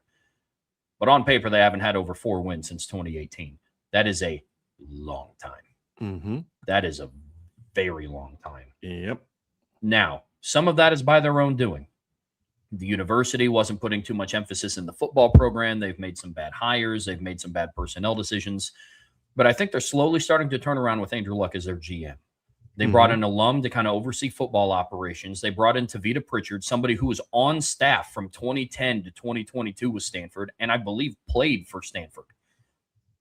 And so I really like what they're bringing back. They have one of the most veteran rosters in the ACC coming back. Now, we can have a conversation around like the level of talent. Like I like Matt Rose. We were talking about him last year. He's a linebacker, wears number 35. He has a neck roll. Yes. I think he has like he's a crop top away from looking like he plays in the 80s. But you kind of need culture guys like that to turn around a program that has been perennially the laughing stock or one of the laughing stocks in your conference. Now, when I mean being slept on, I do not mean that they're gearing up for a 10-2 season. But if Stanford has a 7-win season, that is their best season by far in a very long time. And so I think that they're going to be one of those teams that it's like, okay, like this is not one that Notre Dame wants to overlook or sleep on. I think they're going to be more disciplined this year.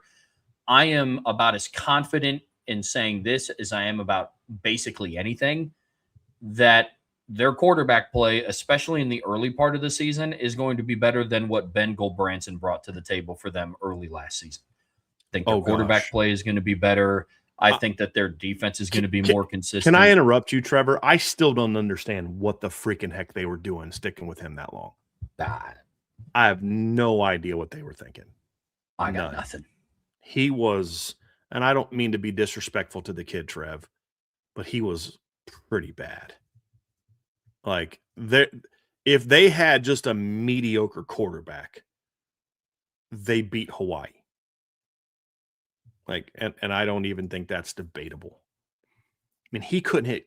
There was one play, I think it was Sam Roush, but he throws a crossing route. And I believe it was the Hawaii game. And I'm watching it, and there's not a defender on the screen, but the ball was so off target that the receiver had to dive to catch the ball for a 3-yard gain. You know what I mean? And it's like, dude, if you just hit a guy in the chest on a throw that I could make right now as a 47-year-old, that guy's catching and running. Like that limited that team on offense so much last year. Their offensive line wasn't very good either. But man, that was I'm sorry. So I just had to interrupt because I have blocked that out of my mind. I've blocked the time of watching him to the point where they went out and got Davis Warren from Michigan, who I think is pretty terrible. And I'm thinking, yeah, that's an upgrade. Yeah. Like that's how bad that is. You upgraded at quarterback with Davis Warren. Yeah. Yeah, man. I I think their quarterback play is going to be better. And let's not forget, despite them going 4-8 last year, they were 4-2 at home. Yeah. They were. The only teams they lost to at home was Notre Dame and Pitt. Yeah. Now, we got to figure some things out on the road, but do I think that if they played Hawaii again this year on the road, they lose by 3 points? No. No. But I think a lot of the improvements in where Stanford's going to be slept on this year is I think you're going to see a lot less double-digit blowout losses. Like a team that's going to play you a little bit harder, they might limp to a 6-6 schedule, but that is a significant improvement from where they've been at before. So Stanford is my second sleeper team from the ACC. Brian, let's switch over and talk about the Big 12, a conference that we both believe is pretty wide open. And so who's your first team out of the Big 12? Trev, there's a lot of options here for the Big 12. There's a lot of teams you could go with. I'm going to first go with Kansas State, and I'm going to keep riding that K-State train. I think this is a team that was very disappointing last year, and I think the reason that Chris Kleiman retired is the reason his team struggled last year. He does not know how to connect to players in this era of the portal, and I understand why. This is a guy that's been a 1AA coach his entire career. Culture and team building is everything. Unfortunately, at a place like K-State, you just have to embrace the fact that every time you build a guy up, he's going to leave and go to the portal and play for somebody better. It just sucks, but that's just the reality of it. And I don't know that K-State's doing the things they need to do to try to keep some of these guys. I mean, you had two pretty darn good defensive ends last year. And guess what? They both jumped in the portal and they went over to Indiana. You had a pretty dynamic athlete in the backfield last year. He's going across town for more money or across the state for more money to play for Kansas. That's just the reality of it. Kudos to Avery Johnson for staying. Colin Klein, I think coming in there, I think he's going to run an offense that fits. I just felt like they kept trying to turn Avery Johnson into a passing quarterback.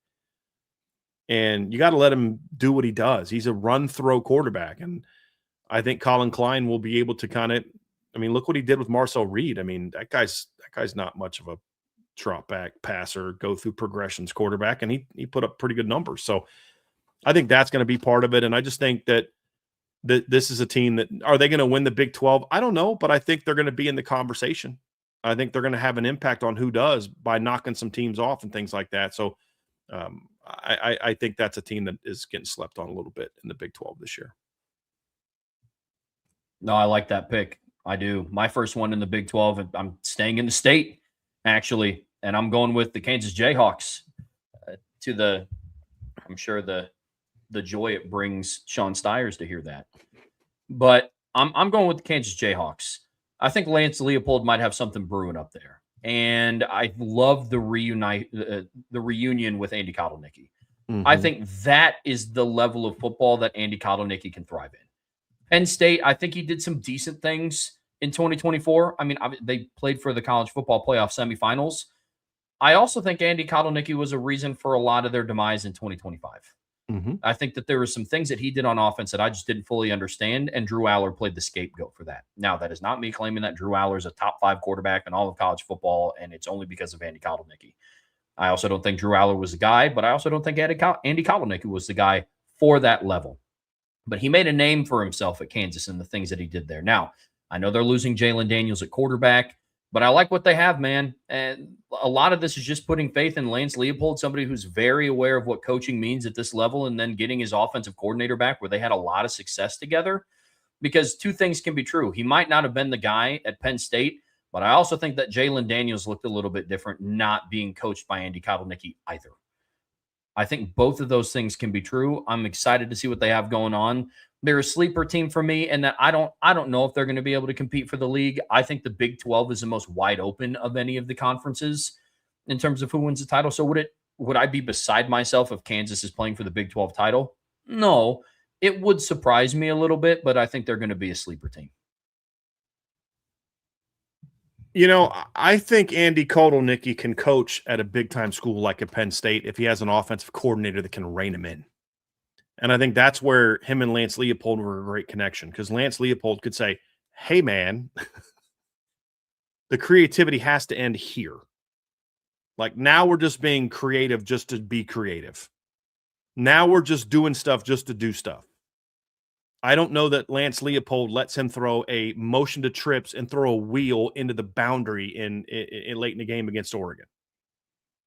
You know what I mean? Like, I just don't think he allows that to happen. Maybe I'm wrong. But I think it's not so much the level.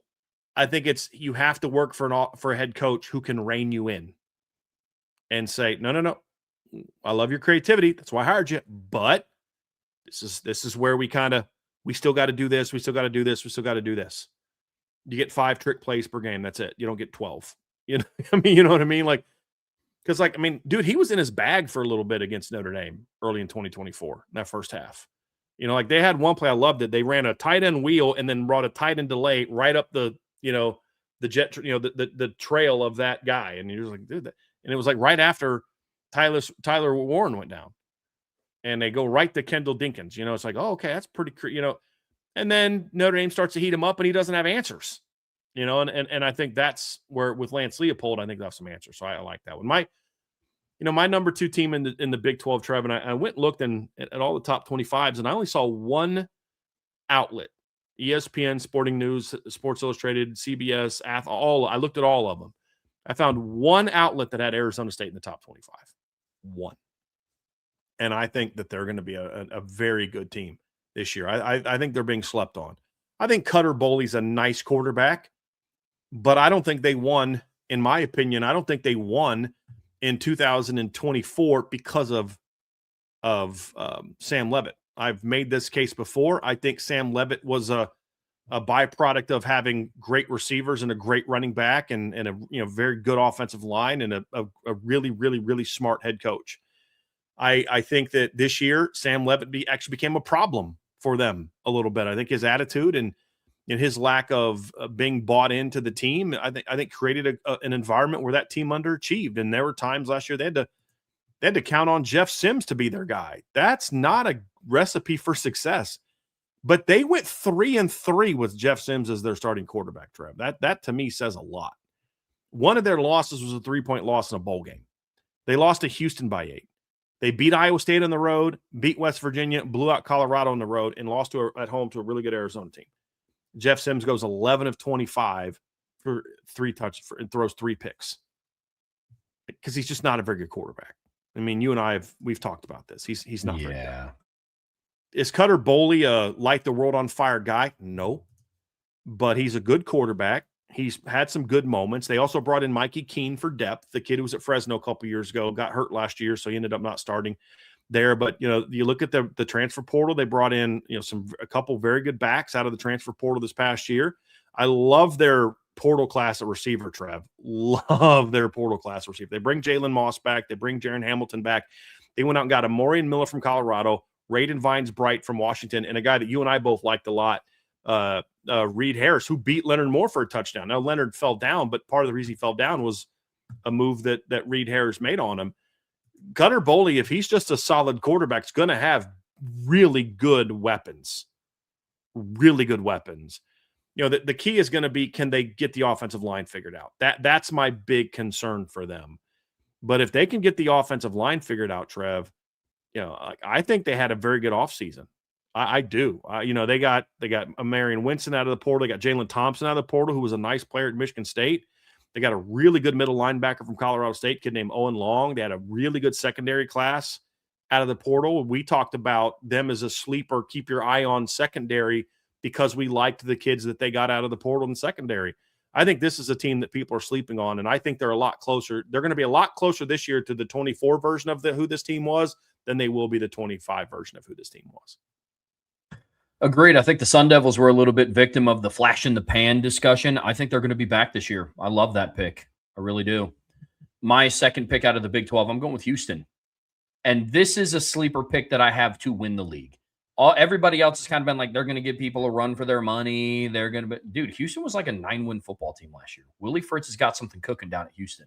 They returned Connor Wegman, who I think now that he had a little bit of clarity, knowing that he was the guy, he's not looking over his shoulder after every snap, after every mistake, after every missed opportunity, and he's had the freedom to just go play ball, and he's in an offensive system that I think favors him a little bit more. Because let's be real about something. What Colin Klein had both Connor Wegman and Marcel Reed doing in 2024 more so favored Marcel Reed. It was kind of like the Notre Dame quarterback competition in 2016, where it's like, yeah, you're running the offense, but the things you were asking Malik to do favored Deshaun Kaiser's skill set. We can be honest about that. That's a little bit what I think happened with Connor Wegman at Texas A&M in 2024. They were asking him to be Marcel Reed, and he's not. Whereas now at Houston, they're asking him to be Connor Wegman, and he was a pretty darn good quarterback. They have one of the most veteran rosters coming back in the Big 12. I like what they're putting together, and with as wide open as it is, it's teams like the Houstons that we've seen out of this conference the last 2 years be able to put it all together and make a run at the conference title. So Houston, so far in this discussion, is the first team that I have that not only do I think they're going to be a sleeper and people aren't going to want to play them, I think they have a relatively decent shot at winning the conference this year. Now, there's going to be teams like Utah, Arizona State, BYU, Texas Tech that might have something to say about it, but it would not surprise me in the slightest if Houston is playing one of those teams for the conference title. Wouldn't surprise me at all. I'm with you. Brian, let's talk about the Big Ten. And this is a very interesting discussion, especially once you factor in we're talking about a conference with 18 teams in it.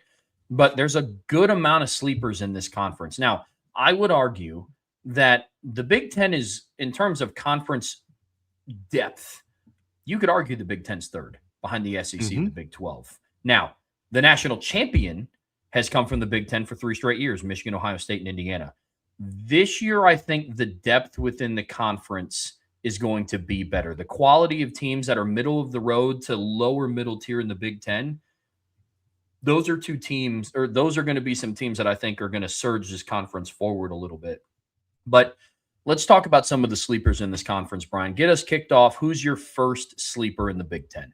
I got a team that I think is a sleeper to win the league, and that's Iowa. I am on the Iowa train this year, Trev, as a team that has a chance to surprise some people. I like their 2 quarterbacks that are battling for the job, especially part of my optimism involves my belief that Jeremy Hicklinski is going to win the quarterback job. That's part of my belief. You know, they've got Kamari Moulton coming back. They got a running back from South Dakota State, or South Dakota, Trev, who's a really good back. Kid named L.J. Phillips Jr., who rushed for almost 2,000 yards last year at South Dakota State, or South Dakota, excuse me, who's a good football team. That's a really good pickup. And I know they lost some offensive linemen, but they didn't lose everybody. I think Trevor Lauk's coming back, and Cade Piper's coming back. Jack Dotzer comes back, who battled for a starting job last year. That, to me, to a degree, they're in reload mode. Will they be the Joe Morrow Award winners again? No. Are they going to still be a really good O-line? Yes. I like what they did in the portal at wide receiver. They've got a kid that I think has a chance to be a bit of a breakout this year, a kid named Reese Vanderzee, who's a 6'4" kid that can win some contested catches. They brought in an FCS kid named Tony Diaz. We talked about him when we were talking about transfer classes that I really like. Their top tight end comes back this year. And then the question is, can they overcome the losses on defense? That's really the question. They lost some really good players on defense, especially from the defensive line. And, they went out and got 4 portal kids. They've got some young players, including like Osei Epinesa that's coming up that, maybe has a chance to be a factor for them this year. So we'll see there. I like their secondary, even though they lost a couple really good players in the secondary. They got a lot of kids coming back who played. They got some portal kids that I like. And here's the big thing for me too, Travis. I think their schedule sets up very well. They get Iowa State at home. They've got a 3-week stretch that's really tough in the Big Ten. At Michigan, home against Ohio State, at Washington. Even if they just go 1-2 in that stretch, there's a chance they're a 2-loss team with an outside chance of, if somebody loses, getting into the Big Ten title game. Because the rest of the way, they play at Minnesota, talk about them in a minute, home against Wisconsin, at Northwestern, home against Purdue, at Illinois, home against Nebraska. Now, there's several games in there they could lose, but those are all winnable games. If they somehow go 2-1 in that stretch at Michigan, home against Ohio State, at Washington, which is going to be tough, then I think they become a favorite to play for the Big Ten title at that point in time. Because if they can get through that stretch, anything other than 0-3, they've got a really good shot to be a 10-2 football team. And now again, it won't be easy, but that's why Iowa's a sleeper team for me. And so I don't think they're being disrespected. I think a lot of people have them in the preseason top 25. What I'm saying is, I think there's a chance that they could even be better than that they could be a borderline top 10 team this year if a couple things go their way. Got to rebuild the defensive line. and you need Jeremy Hiklinski to be the player that I think he can be. You know, it's funny. I keep wanting to call him Hank because, like, there's two kids that they like, and the one kid is this really short kid that I really like him, but he just looks like a Hank Brown. And then the big tall kid looks like a Jeremy Hiklinski. You know, but it's the little kid that's got that name. But he's a gamer, man. I really like him. He's the kind of kid that if they just let him loose a little bit, can do a lot for them. What the kid they had last year could do for them. So I like this Iowa team. I do. Well, I think their that's schedule sets up nicely. Yeah, absolutely. I think that's a solid pick. I mean, I'll be honest, I'm sleeping on Iowa. Not that I think they're going to be bad. I think they're just going to be Iowa. Right. I think they're going to be 8-4, 9-3, and they're going to be ranked somewhere in the top 15 until they have one of those losses. They'll go down to like 19th and stay there until the end of the season. But that's why we're having this sleeper discussion, because in the scenario that you laid out, I absolutely could see that happening. So that's a good pick. My first pick in the Big Ten isn't going to surprise anybody that's listened to this show, but it's Wisconsin. I think there's a lot of things that are working in Wisconsin's favor. I think they had a very strong portal cycle. They have a head coach that is, I don't root for anybody to lose their jobs, but I think Luke Fickell is about as back against the wall, seated as hot as fire, whatever cliche you want to throw in there. I think they have that at head coach this year. You compound that with a very favorable schedule, in my opinion, especially compared to what they did last year and what they had on their schedule last year. Dude, last year they had Alabama on the road, Michigan on the road, Iowa at home, Ohio State at home, Oregon on the road, Washington at home, Indiana on the road, Illinois at home, and Minnesota on the road. That is a gauntlet. Absolute gauntlet. Now, I think they're going to repeat what they did out of conference last year. I think they go 2-1 because this year they basically replaced Alabama on the road with Notre Dame at a neutral site. And then their other two out-of-conference games are Western Illinois and Eastern Michigan. I think they go 2-1 in that. Where I have a lot of confidence in them is I think their in-conference schedule is much more favorable. There's no IU. There's no Ohio State. There's no Michigan. And there's no Oregon. They've basically replaced those guys with Rutgers, Maryland, Purdue. They still have Minnesota. They get UCLA on the road now. So a lot of things for them is, can you handle some of the travel that you're going to have to go out and do? But luckily for them, their travel isn't going out to Washington and going and traveling to some of these new additions to the Big Ten. They're on the road against Penn State. Yep. They're on the road against Iowa, on the road against Maryland, on the road against Purdue, all teams that they have familiarity with. They do have to travel out west to play UCLA, though. But I think the schedule sets up favorably. They're going to be a sleeper team for me. Not one that I think is going to go and compete and win the conference, but this might be the season that kind of reinvigorates the Wisconsin fan base of, hey, let's not forget, this is a tough place to go play. Yeah. Let's not forget. It doesn't suck. Exactly. Like, does it change that narrative? Exactly. I think if he struggles again this year, Trevor, I think he's gone. I do. Yeah, I do. Worst thing that could happen for him is they go 5-7 and Kansas is what you think Kansas can be. Yeah. Because now it's like a legend from the state, Lance Leopold, is winning again at Kansas and you're not. And you know what I mean? Like, yep. The nightmare scenario for Wisconsin is they get absolutely blown out by Notre Dame. They get blown out by Penn State on the road, and you have ugly wins against Western Illinois and Eastern Michigan. You could have a conversation of Luke Fickell might not make it out of September. Mm-hmm. You could. But I have them as a sleeper team for now. I'm high on them. I think that they're going to be a different style of football team this year.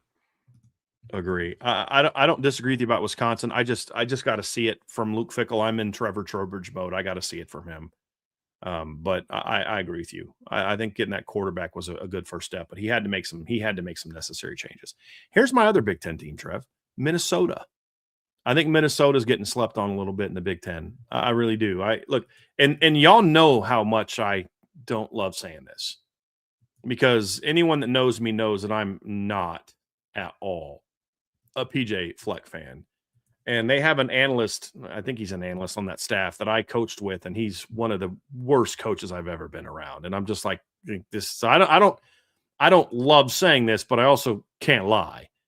I really like Minnesota as a potential sleeper team this year that could maybe go out and win 8-9 games. They've got a young quarterback that I really like, Drake Lindsay, and I think he had a really good first season there, Trev. I do. I think he had, one of those years where it's like, he had some ups and downs as a redshirt freshman, which is to be expected. Sometimes he looked lost, and sometimes he looked really good. And like you look at some of the games he had, he goes 18 of 24 for 90 yards in a win over Wisconsin, and you're like, that ain't good. Week before that, he goes 20 of 30 for 264 yards and 4 touchdowns against Northwestern. He goes 15 of 26 for 94 yards against Ohio State. Outside of that, he goes for 324 against Rutgers and 232 against Purdue in wins, and throws 5 touchdowns and only 1 pick in those games. You know what I mean? So, like, you saw some potential from him last year. The other thing, too, is Darius Taylor's coming back. I didn't know that till I started studying rosters. They're getting him back this year, and I think that's going to be big. They also get A.J. Turner back, who, remember him? We liked him going into last year. He was a running back transfer that they had last year, Trev, and I think he got hurt because he played first 3 games of the season, looked okay, and then didn't play. So I think he got hurt. So he'll be back. He's a kid that they got from Marshall, who you and I both liked, really dynamic kid. So I know Darius Taylor was a little banged up, and that team still won 8 games last year, Trev. They got some good receivers coming back. They had a solid, portal session. They got a really athletic kid from Auburn who's underachieved so far at Auburn, but's got a lot of talent as a young player. Perry Thompson was a 5-star kid coming out. And then their offensive line has several kids coming back. So I really think Minnesota, they got a lot coming back from their team last year. They had a pretty underrated portal offseason, and they've got a quarterback that I think is on the verge of jumping into that. Okay, here's the elite guys, and then here's the group below the elite guys that are good quarterbacks. And I think Drake Lindsey's got a chance to be one of those guys. And so I think PJ Fleck has found his groove at Minnesota. I really do. And I like this team he's got coming back. They're a sleeper team for me. And then you look at their schedule, Trev, there's some challenges on there. Got to play at Washington. They got to play at Indiana, at Penn State, at Wisconsin. Those aren't easy. They get Mississippi State at home, Michigan at home, Iowa at home, UCLA at home, Northwestern at home. So, like, it's not an easy schedule, but it's a manageable schedule. They can just pull off one road upset over Washington, Purdue, Indiana, Penn State, or Wisconsin, potentially 2, and go 3-2 in those 5 games. You're talking about a team that can win 8-9 games in the regular season, Trev, and they're not getting talked about like a team that won 9 games last year or 8 games last year, excuse me, and has a chance to improve. So I think that's going to be big for them. And if they can beat Mississippi State at home in week 2, I think that creates some buzz. And then now it comes down to their success next season, can they pull off an upset at home over Minnesota or Iowa? That is going to be the key to their season next year. Can you upset one of those teams and win 8 or 9 games? I think they've got a shot to do it. Love it. My second team in the Big Ten, I'm going with Maryland. They're a very intriguing team for me. Yes, man. He's a big reason why I think, he's like 6'5", he's 230 pounds. He was a young kid last year, but as a team, I think Mike Loxley is, he's going into year 7 now as head coach at Maryland. He was like their OC and their quarterbacks coach beforehand. But Maryland was a very interesting team last year. They started out 4-0, and they started out conference play 1-0, beating Wisconsin in probably one of the uglier football games that I've seen in recent memory. And then, unfortunately, the wheels fell off from there. But they fought. Early on during their losing streak, they started to fight. Maryland was 10 points away from being 7-5 last year, bowl eligible. They were. You go back through and you look at what they did last year. They started out 4-0. They beat Florida Atlantic 39-7. They beat Northern Illinois 20-9. They beat Towson 44-17. And then they beat Wisconsin on the road by 17. Then they hosted Washington, a talented team from last year. They lost to them by 4. They hosted Nebraska, lost to them by 3. Traveled out to UCLA and kind of caught them when they were riding the high of beating Penn State. And people like, hey, UCLA is kind of scrappy right now. They lost to them by 3. Once they got into November, it was rough. They lost to Indiana by 45. They lost on the road to Rutgers by 15. They lost on the road to Illinois by 18. Lost by 25 to Michigan, and then lost by 10 to Michigan State. This is going to be an older team this year, led by a very talented quarterback. And I think their schedule sets up relatively favorably, especially early on. They get Howard, UConn, Virginia Tech, UCLA. Once October hits, it starts to get a little bit more interesting where it's kind of week to week. They get on the road against Nebraska and on the road against Ohio State in back-to-back weeks, but then they get home games back-to-back against Rutgers, bye week, and then home game against Illinois. If they can make it through that without any major blowout losses, because I'm not going to predict them to beat Ohio State, but beating Nebraska on the road, I think that's a manageable thing. Yeah. I really do. If they can go 1-1 in those games, I'm going to be very interested to see what Maryland does. Again, I don't think they're going to be competing for the Big Ten title for obvious reasons, but this is going to be a scrappy team this year. If I had more faith in Mike Locksley, I would be right there with you. Because Malik Washington, to me, is good enough for 2 to 3 wins if you use him right. Mm-hmm. He's that good, in my opinion. I mean, I had him on my top 10 list when we did our top 10 quarterbacks for this year. And that's knowing all the things he's got going against him at Maryland. If Mike Locksley can get that team turned around, I could see Malik Washington becoming a legend at Maryland, because he turned down big money to stay at Maryland this year. Yeah. And I think he's got some loyalty to Coach Locksley in that program. And if he has a big year and Maryland can keep him there, I could see him being a guy that portal kids flock to in 2027. But you got to win. You got to win to make them to want to do that. I'm not going to go there and go 4-8. You know, like you go 6-6, 7-5 or better, go to a bowl game. Malik puts up numbers. You keep him in the offseason. Now, all of a sudden, that left tackle that was otherwise going to go somewhere else decides to come to Maryland. That receiver that was going to go to North Carolina decides to come to Maryland. 100% agree. They're not going to beat like Notre Dame and Ohio State for kids, really. But that's not who they need to get. It's like you got to beat North Carolina for that kid that they wanted. You've got to beat Rutgers for that portal kid that they wanted. You've got to beat, Georgia Tech for that portal kid that they wanted. And they can start winning some of those battles. Malik's the kind of kid that can do that if they can win this year. I like that one. Let's talk about the SEC, Brian. Who's your number one sleeper out of that conference? I think this is one that you and I both had, Trev, and that's Auburn. I think Auburn is a team that people are absolutely not giving enough preseason respect for. And I think a big reason why is I don't think Alex Golesh is getting the same love and attention and assumptions that people are giving to John Sumrall. I'm not sure why that is. I don't know if John Sumrall is a more likable guy or goes on more shows or something. I don't know. And so people are going to hype his team up. I have no clue. And I'm not against John Sumrall. I think John Sumrall is a good coach. I just am curious why Auburn doesn't get as much hype for the hiring of Alex Golesh, who's been on better teams an assistant than John Sumrall's been on, with all due respect. And South Florida wasn't exactly a bunch of bums last year. They were a pretty good football team last season. So yeah, it's an interesting dynamic, Trev. That's for sure. And the other reason why is I'm a big fan of Byron Brown. Heck yeah. And I think he's a legit SEC caliber quarterback. And I don't care what his throwing motion looks like. I've watched him beat Florida in the swamp. He can throw however the heck he wants. He can throw passes like that if he wants. You know what I mean? Like, that kid can ball, and he can throw, he can run. He's a hard-nosed player. I think you look at their team, they've got one of the better backfields that nobody's talking about. Jeremiah Cobb almost had 1,000 yards last year in a garbage offense with no quarterbacks that can throw past the line of scrimmage. And it's not even just that I love Byron Brown. He's so much better than Jackson Arnold and Ashton Daniels. What? I mean, think about what the offense looked like. I know, right?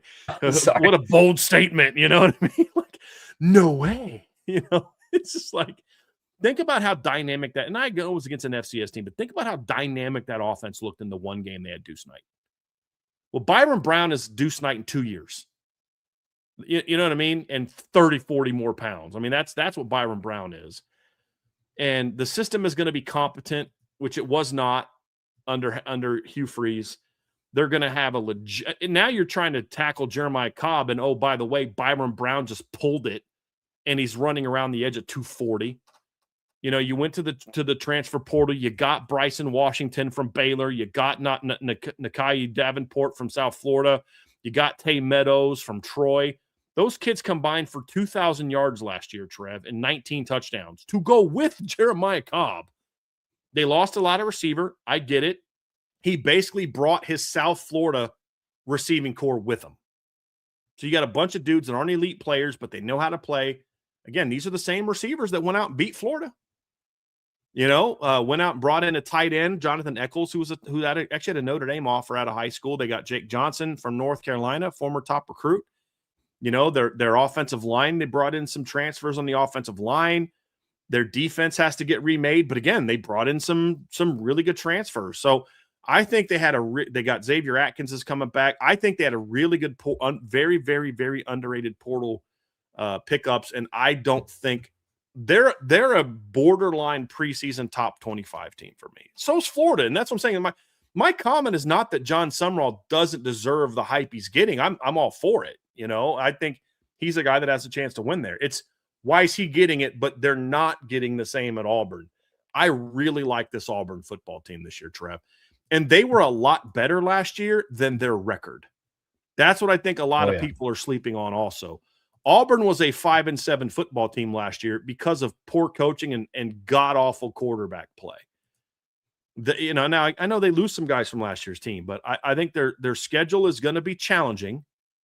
But I think they beat Baylor. They've got Southern Miss at home, Florida at home, Vanderbilt at home, LSU at home, Arkansas at home, Samford at home.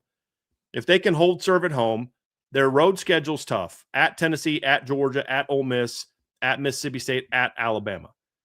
If they can hold serve at home, they can win 9 games next year. Now, holding serve at home won't be easy. You play LSU, you play Florida. That's not going to be easy. But I think they can go on the road and beat Ole Miss. I think Ole Miss is going to be down this year. I think they go on the road and beat Mississippi State. I think they could go on the road and beat Tennessee. That's going to be real tough. And I think they have a shot to go on the road and beat Alabama because it's a rivalry game, and they've played Alabama tough recently. So I like Auburn. They're being slept on a lot, in my opinion. Agreed. I love the Auburn pick. It was one of mine as well. So I think they're going to make some noise in the SEC this year. I think the Iron Bowl is going to be very interesting this year. That is for sure. My first sleeper team in the SEC, I believe, was another one that we had shared, Brian. It's Kentucky. They're a team that's just not getting a whole lot of attention. I understand the whole stigma. They're a basketball school. They're not going to do a whole lot of football. Well, I don't know if you go out and make some of the portal acquisitions that they made, you go out and hire a guy like Will Stein if you're not striving to be some level of a football school. I really don't. I don't believe that to be true. We can have conversations about what they did on the defensive coaching staff. That's my one hesitation of who they have running that side of the ball that could prevent them from being a better team than what I think they're going to be. But their blueprint for what they want to be as a team is very obvious. They want to be very athletic and they want to be big. You can go through and see that in just some of their portal pickups. They got Jamarian Harkless on the interior of the D-line. He's a 6'3", 345-pound kid. They got an edge rusher from Antonio Berry. I believe he's from Fresno State. He's like 6'6", 240. I love some of their other portal pickups, though. Obviously, they got Kenny Minchie from Notre Dame. A lot of us as Notre Dame fans thought highly enough of Kenny Minchie that he pushed C.J. Carr all the way up until the middle of fall camp to be the starting quarterback at Notre Dame. I'm very excited to see what he can do under Will Stein in that offense. Kenny Minchie's a good football player. Very interested to see what he can do. I like their portal pickup going out and getting C.J. Baxter from Texas. They also got Nick Anderson, a 6'4" wide receiver from LSU. So a lot of really good pickups here for them. They got Tegratish Bola from Ohio State, I believe he started in the national championship game. Yep, he did. He was a starter for them last year. Now, he was possibly going to lose the starting job. That's kind of part of the reason he left, but he still started for 2 years at Ohio State. That's an upgrade over what they had at right guard last year. Yeah, absolutely. So I think Kentucky's going to be a team that, again, common thing for me is a team that I don't think people are going to want to go down and play. I don't see them competing for the conference title. I don't have them making the playoffs. But one thing that Kentucky has lacked consistently over the last couple of seasons has been an offense that can compete when they face top-level competition. I really don't think that's going to be an issue for them this year. I don't. So Kentucky's a sleeper team for me in the SEC. My second SEC sleeper team, Trev, as far as a team that I don't think they're going to be a sleeper team that's going to win the SEC, but I think they're going to make some noise. They're going to have a couple upsets that shake up the league standings, and that's Mississippi State. I really like what Jeff Lebby's building there. He's going to need a little bit more time.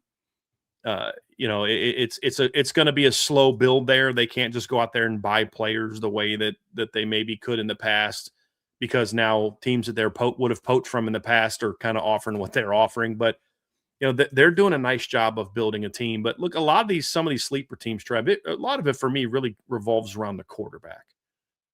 And when I look at Mississippi State and I watch the potential for Kamario Taylor to take a jump as a sophomore, he had some really nice moments last year. I mean, in early against Ole Miss, they were in that game because of just the playmaking ability of Kamario Taylor. If they can get any kind of protection for him, he's got a chance to be a really good quarterback. And, he didn't play a lot till later in the year. Blake Shapen was obviously their starter early in the season, but you go watch him in their last couple games. I think, Ole Miss, he had some big throws early. He played relatively well against Wake Forest in their bowl loss there. He's a run throw guy, dynamic kid. He ran for 173 yards and 2 touchdowns. I'm looking at that right here.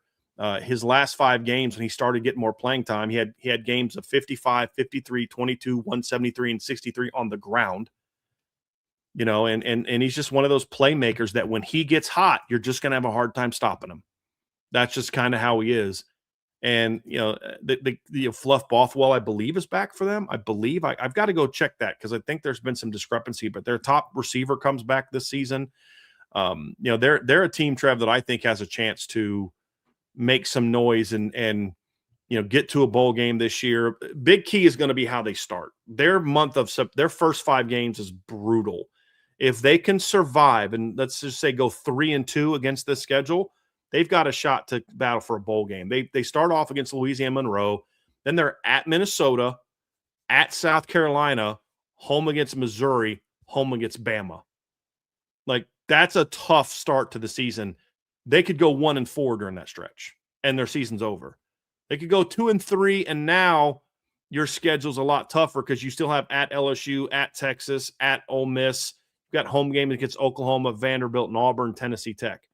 But if somehow they can go 3-2 against that stretch, then you've got to beat Tennessee Tech at home, Auburn at home, and then one of Vanderbilt, Oklahoma at home, and then at Ole Miss, at Texas, at LSU. You just got to win one of those to get to a bowl game.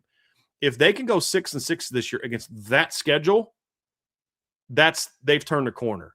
And when you've got a kid like Kamario Taylor, if you can keep him healthy and help him to keep progressing, he's got a shot to be the kind of kid that can just pull off a couple games like that. He's a very talented young man.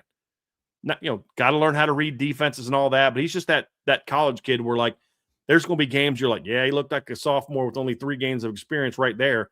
And then other games you're like, dude, this guy's going to be a Heisman contender someday. He's just going to have some of those ups and downs, but when he's on, they can upset just about anybody. And we saw that last year too, Trev. This Mississippi State team had some ugly games last year, but they beat Arizona State. They got blown out by A&M. But then they go on the road and beat Arkansas. They almost beat Texas last year. They had Texas dead to rights and just choked that game away at the end. They only lost. They battled Tennessee for 4 quarters, only lost by a touchdown, lost to Florida by only 2. This is a team that's close, and they're getting closer and closer. And I think this is a big year for Jeff Lebby. And if he can get Kamario Taylor going, I think they could be a team that surprises people. My second team in the SEC, I'm nervous putting them on here because their success is kind of solely dictated by, I guess you could say, the behavior of their head coach. And I'm talking about South Carolina. Mm-hmm. This is a very volatile team. And I'm a big believer that programs kind of model themselves in their play after who's leading the program. Mm-hmm. Talent is not a question for South Carolina's team. Look, last year they finished 4-8. But you go and you look at what that 4-8 entailed. They were a 10-point loss on the road against LSU. They choked away the Alabama game by, for whatever reason, letting them score. Which that's still one of the dumbest coaching decisions I've ever seen in my life. Which Alabama's kicking situation was almost as bad as Notre Dame's last year, Trev. Yeah, bro. Make him kick it. Make him beat you with a 40-yard field goal. Seriously. Yeah. That was so dumb. That was so dumb. Terrible decision. You allowed Texas A&M on the road to have their largest comeback in school history. And then you lost, I believe, on the road at home, to Clemson 28-14 in what just wasn't really that pretty of a football game. Now, this year their schedule does not get much easier. Like, I won't lie, this schedule's kind of a gauntlet. They get Mississippi State at home, Alabama on the road, Kentucky at home, Florida on the road, Tennessee at home, Oklahoma on the road, A&M at home, Arkansas on the road, Georgia at home, and then Clemson on the road. That's not an easy schedule. So what do I mean by a sleeper team? I don't think that they're going to win the SEC. I think that they have the opportunity to pull off some upsets. They have a very veteran team. Like right now, their projected defensive starting lineup, including Dylan Stewart, who I think is one of the most gifted edge rushers returning in college football. It goes junior, redshirt, senior, redshirt, junior, senior, junior, junior, junior, redshirt, senior, senior, and a junior. So experience is not going to be an issue for this defense. It's what direction are they pointed in. I still have questions about Lenora Sellers as a quarterback, but I think his physical tools are there. Now, I don't think he's what he's cracked up to be. Like he could be like a top 5 pick in the NFL draft. He's the best quarterback in the SEC. I don't think he's lived up to that hype, but I think he's a talented kid. And if Shane Beamer can get him pointed in the right direction, I think South Carolina is going to be a team that could pull off some sneaky upsets this season and make some teams' path to the playoffs a little bit more challenging. That's kind of my prediction for them this year. I'm with you. I see it. I just have no faith that he's going to do it. He's got to change his personality with that schedule. Oh, yeah. What I think you could see happen, Trev, I could see them going 4-8, but having a game or two where you're like, boy, that win was, wow, where'd that come from? And that shook up the SEC championship race. That part of it, I agree with you on. That roster's too good to be this bad. Agreed. But like when you have a coach that's as mentally immature as he is, that's what you're going to get. That's the weird thing about South Carolina. I could see them go 5-7, including their 2 like out of conference games against nobodies. But then like 3 of their wins are against like Clemson, Georgia, and Oklahoma for whatever reason. But then they get blown out in their other games. It's a very volatile team. Yep. Let's wrap up this conversation with national title contenders, Brian. We'll make this one pretty quick, but we each have 2 that we think have the opportunity to contend for national titles that aren't being talked about nationally as title contenders. Who's your first one? You know, people are going to laugh at this, and it could go either way, but this is a team that I think could surprise some people this year if they can do a couple things well. And that first one is Alabama. Alabama, everything people are saying about Alabama's last year's team is true, and it's probably worse. There's a lot of people that ran cover for Alabama and made excuses for why they belonged in the playoffs when the reality is they had zero business being in the playoffs last year. Zero. In their last 2 games of the regular season, they barely beat a 5-7 team who had fired their coach and benched their starting quarterback and then got blown out in the SEC title game. 0. But I look at this team and I say, there's still a lot of talent coming back. Both sides of the ball. I think some attitude problems left the program. And now you're in a situation where I think they have maybe more talent than people give them credit for. I'm seeing a lot of people have in Alabama like in the 15 to 20s. I saw one top 25 that had them in the 20s. And my response isn't like, oh my gosh, how could you have Alabama that low? It's like, I get it. I totally get it. And if you were to ask me, where do I think Alabama will finish? I would predict that that's closer to where they'll be because their schedule's tough. And Kalen DeBoer has not shown us that he knows how to get the most out of this football team. They've had some really bad losses the last couple of years. This year's schedule is not a gauntlet, but it's not easy either. They play at Kentucky. They play at Mississippi State, at Tennessee, at LSU, at Vandy. That's not a gauntlet. They have home games against East Carolina, Florida State, South Carolina, Georgia at home, A&M at home, Chattanooga at home, and Auburn at home. That's a manageable SEC schedule if Bama plays to their potential. It could get us to the playoffs. There's 2 keys for Alabama, 2 keys. One is, does Kalen DeBoer and Ryan Grubb remove their craniums from their sphincters in enough time to say, we can't keep pretending we're in the Pac-12. Yes, you're a smart football coach and you can throw the ball more than they've thrown in the past, but you're still Alabama. You still have talented runners.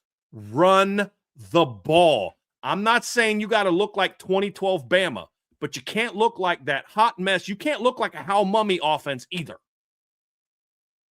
And if they can kind of get their heads out of their you-know-what's, Trev, and say, we've got to be a balanced football team, that still has playoff run talent, especially at quarterback. The second key is Keelan Russell has to beat out Austin Mack. I like Austin Mack. And if Austin Mack's their quarterback, they can still be a playoff team. I just think Keelan Russell has that put the team on my shoulders, CJ Carr type of year 2 potential in him for Bama. Austin Mack's a really good player, but he doesn't have that type of ceiling.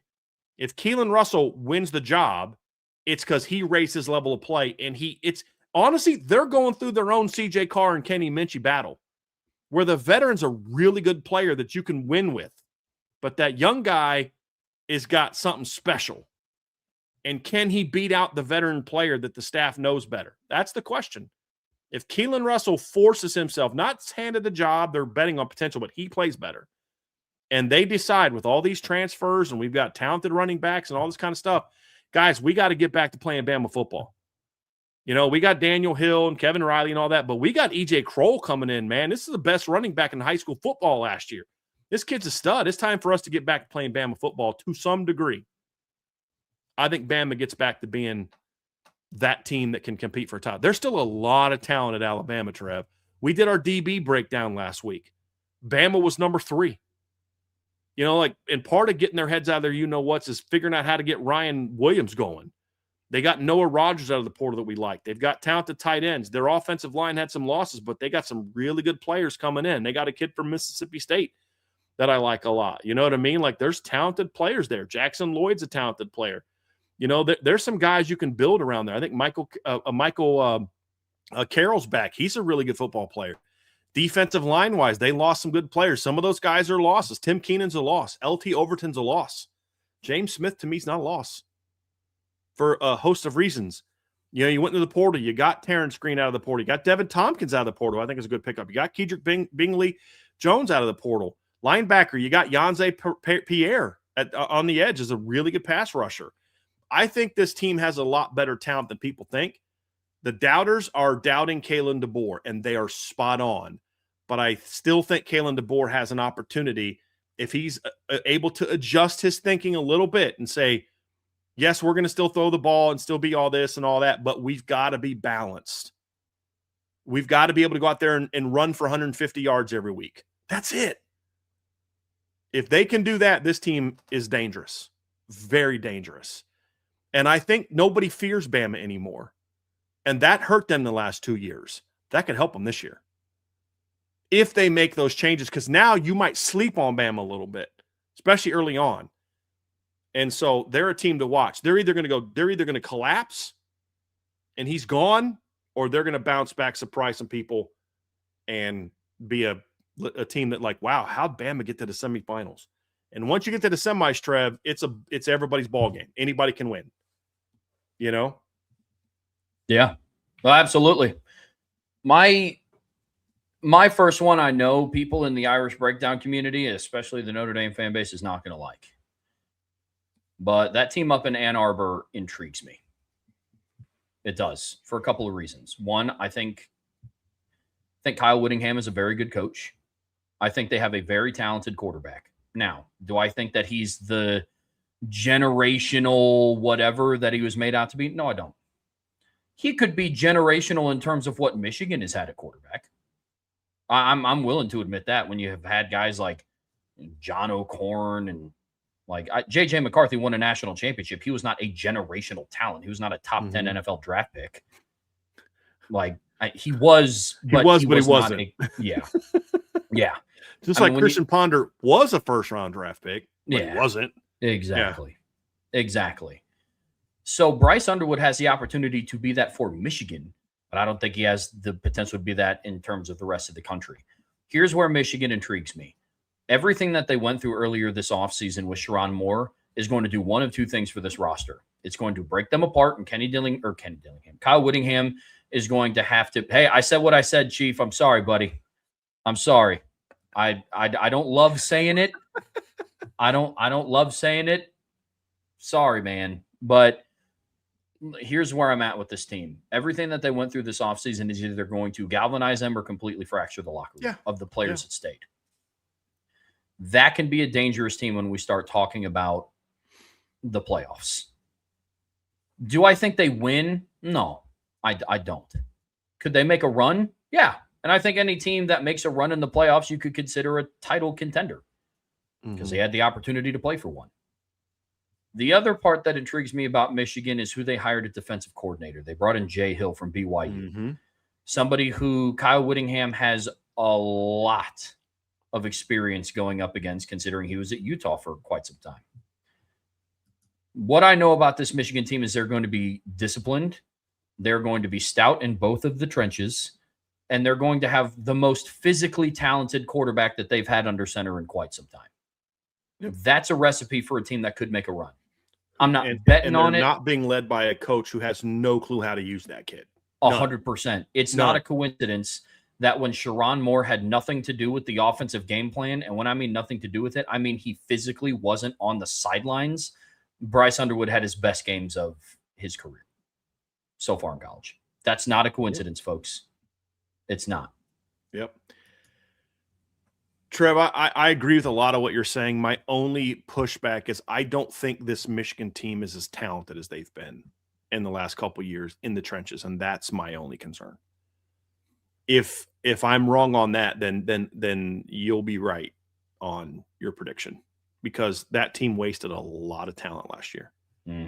We did our top 10 secondary group the other day, and Michigan was in it. Their offensive line, I have some question marks about. Their D-line, they've got some guys that they lost they got to replace. Andrew Marsh is going to be he's going to be a problem in the Big Ten this year. He is. And I think their running back room is getting slept on a little bit too. You brought in Savion Hitter, and then, of course, you got Jordan Marshall, who's now another year removed, from his injury. The big key is going to be they need their offensive line to be better than what I think it is, and they need somebody to emerge as a weapon opposite Andrew Marsh. Is that one of the guys that they have coming back? Is that Jamie French? I don't know the answer to that question, Trev, and I don't know that I love the options, but that's going to be the key. Is it J.J. Buchanan, the kid that they got from Utah, who's kind of like a weird – is he a receiver? Is he a tight end? Is he an H-back? I don't know what he is. I just know he catches a lot of passes. You know what I mean? He's like their modern version of Devin Funchess. Yeah. I don't know what he is. Is he a tight end? Is he a receiver? Is he up for the Mackey or is he up for the Blitnikoff? I have no idea, but he just makes plays. That's really some of my concerns. But they're going to look like a much better football team. I don't think people really appreciate how much talent they wasted the last 2 years. So my only other one is if I had to pick a second, Trev, it's probably Oklahoma. And I don't know that I can fully jump on board on this one simply because I still don't know that I trust Brent Venables in some of those real big games. That's a concern. And I think they lost a decent amount. They lost enough up in the front seven on defense that can they still be as elite on defense as they were this year? That's a question. I still think they're going to be pretty good. Big reason I think Oklahoma's going to be better than people think is I think their offense is going to be a lot better. They lost some good players at receiver, but I think Satanga comes back, right? They got some good portal pickups. Their running back room should be pretty darn good this year. They got some kids coming back there. And then, you're going to have your quarterback back for a second year, and I think that's going to help. But he's got to stay healthy. Obviously, that's going to be a big thing for John Mateer, but he's going into, year 5 of this offensive system, right? Because he followed his offensive coordinator. Torrey Blaylock's a really talented player. Xavier Robinson's a talented player. I like those two kids. Satanga comes back. You got Terrell Harris from Virginia out of the portal, who's a really good player for Virginia. Parker Livingstone is a really underrated pickup out of the portal, and he fits that offense real well because they like to get guys. One thing that Ben Johnson was good at last year, not Ben Johnson. What's their offense? It's Ben. Oh, what's his name, Trev? What's the offensive coordinator's name? Ben Arbuckle, right? Think of Ben Johnson, really smart offensive guy. He is really good at figuring out ways to get guys in space for big plays. I said, I might have texted this to you during the LSU game. I might have texted it to somebody else. I said, they're about to hit a big play in the pass game, and LSU is going to be toast. Because LSU was look like they might win that game. And I was like, nope. They did the same thing against Ole Miss to get back in that game. They did the same thing to pull off a win against, like several teams like that. They had games where you're like, oh, they're about to lose. And then like, nope, they rip off some 75-yard touchdown pass out of nowhere to win the game. They did it against Michigan. They got a big play against Michigan. They did it against Tennessee. And you're just like, dude, they're going to hit some big play. That's just kind of what they do. And then boom, hit that big play. And I just like that to me is what he's really good at that. And now this year, I think you're going to see some of those things. And this team's got a chance to be even better as long as they can keep their quarterback healthy. I think Oklahoma's a dark horse if Brett Venables can. Like he's not Shane's Beamer, but I also think sometimes he's a little so intense that his team can get a little bit too amped up and make some big mistakes that hurt them. I think they got a little tight, like in the Bama game, for example, and blew that 17-0 lead. But let's not forget that they blew a 17-0 lead, which would have got them in the quarterfinals. You know what I mean? Like, so I think their offensive line is going to be really good. I like this Oklahoma team. I thought they were overrated last year. I don't think they belonged in the playoffs based on the record, but they weren't a top 10 team. I think this Oklahoma team will be even better than last year's Oklahoma team. I think. And again, we just did their secondary also should be one of the 10 best in college football this year. Yeah, the only other team that I'm going to talk about here is going to be Texas A&M. They are an intriguing team to me. Some of this is going to come down to how do they replace everything they lost in the trenches on both sides of the ball. I don't have a whole lot of questions about their skilled talent. Marcel Reed is who he is, and based on who he was last year, they were a playoff caliber team. Mm-hmm. There are times when you could say he is who he is, and that's not necessarily a bad thing. Now, there's still some things he can do to develop his game, but if you can replace the talent that you lost in the trenches, this is going to be a very, very, very intriguing team this upcoming season. I think their schedule is somewhat favorable for an SEC schedule. Can Holman Wiggins get his guys all, together and have somewhat of a, I don't want to say cohesive offense. I guess more of a consistent offense because it's been a lot of back and forth over the last couple of years. I think the second word you used is much, much more appropriate, Trev. Not cohesive, consistent. Yeah. They looked like a different group from one week to the next. Yep. A lot of times. Yeah. And that was the biggest thing. There were times where Colin Klein tried to get too cute based on the opponent that they were playing. You have a lot of speed. The Isaiah Horton pickup intrigues me. He wasn't what I thought he was going to be at Alabama. Are his opportunities a little bit different down in College Station? Potentially. Very interested to see what they do this year, but I like Mike Elko as a head coach. I think they're going to be a disciplined football team. They returned quite a bit of talent on the back end of their defense. The biggest question is going to be how they're going to be in the trenches. If they're short up on the offensive and defensive line, I think this is a team that could make a run this year. I really do. Really do. Well, folks. I agree. Good stuff, man. That is going to do it for us here today on the Irish Breakdown Podcast. I believe IB Nation Sports Beat is going live tonight. I'm checking. They are going to do a women's basketball mailbag in advance of tomorrow's big game against Vanderbilt. So, yeah, Sean will be there. I think Sean is doing it from location. He's actually in. Obviously, Sean does the play-by-play. For those who don't know, Sean does the play-by-play on the radio for the women's basketball team. So he is, I believe, I don't know where's the game at. I didn't check that. But he will be on, I think they traveled today. So Sean will be where he needs to be for that. It is, let me see here. The game is being played in Fort Worth, Texas. So he'll be going live, I believe, from there tonight. So, yep, going to be some fun tonight. Women's basketball mailbag, I believe, is what they're doing. Cool. Well, you're going to want to make sure you tune into them. That goes live at 5:05 p.m. Brian and I are going to be back tomorrow for the Friday free-for-all mailbag. So, and they will talk a little Notre Dame football too, just so you guys are clear. Well, good deal. And if you still want more of your mailbag questions answered, Brian and I will be back tomorrow at 1 p.m. for our Friday free-for-all mailbag. So you're going to want to not miss that. On your way out of here, folks, please be sure to hit that like, hit that subscribe, hit that notification bell. Be sure to share this podcast with your friends and family, anybody that you know loves Notre Dame and college football as much as you do. But as always, the best way to support what we do here is subscribe to the privy message boards at boards@irishbreakdown.com. So until tomorrow, that's Brian. I'm Trevor. We'll see you back here very soon on the Irish Breakdown Podcast.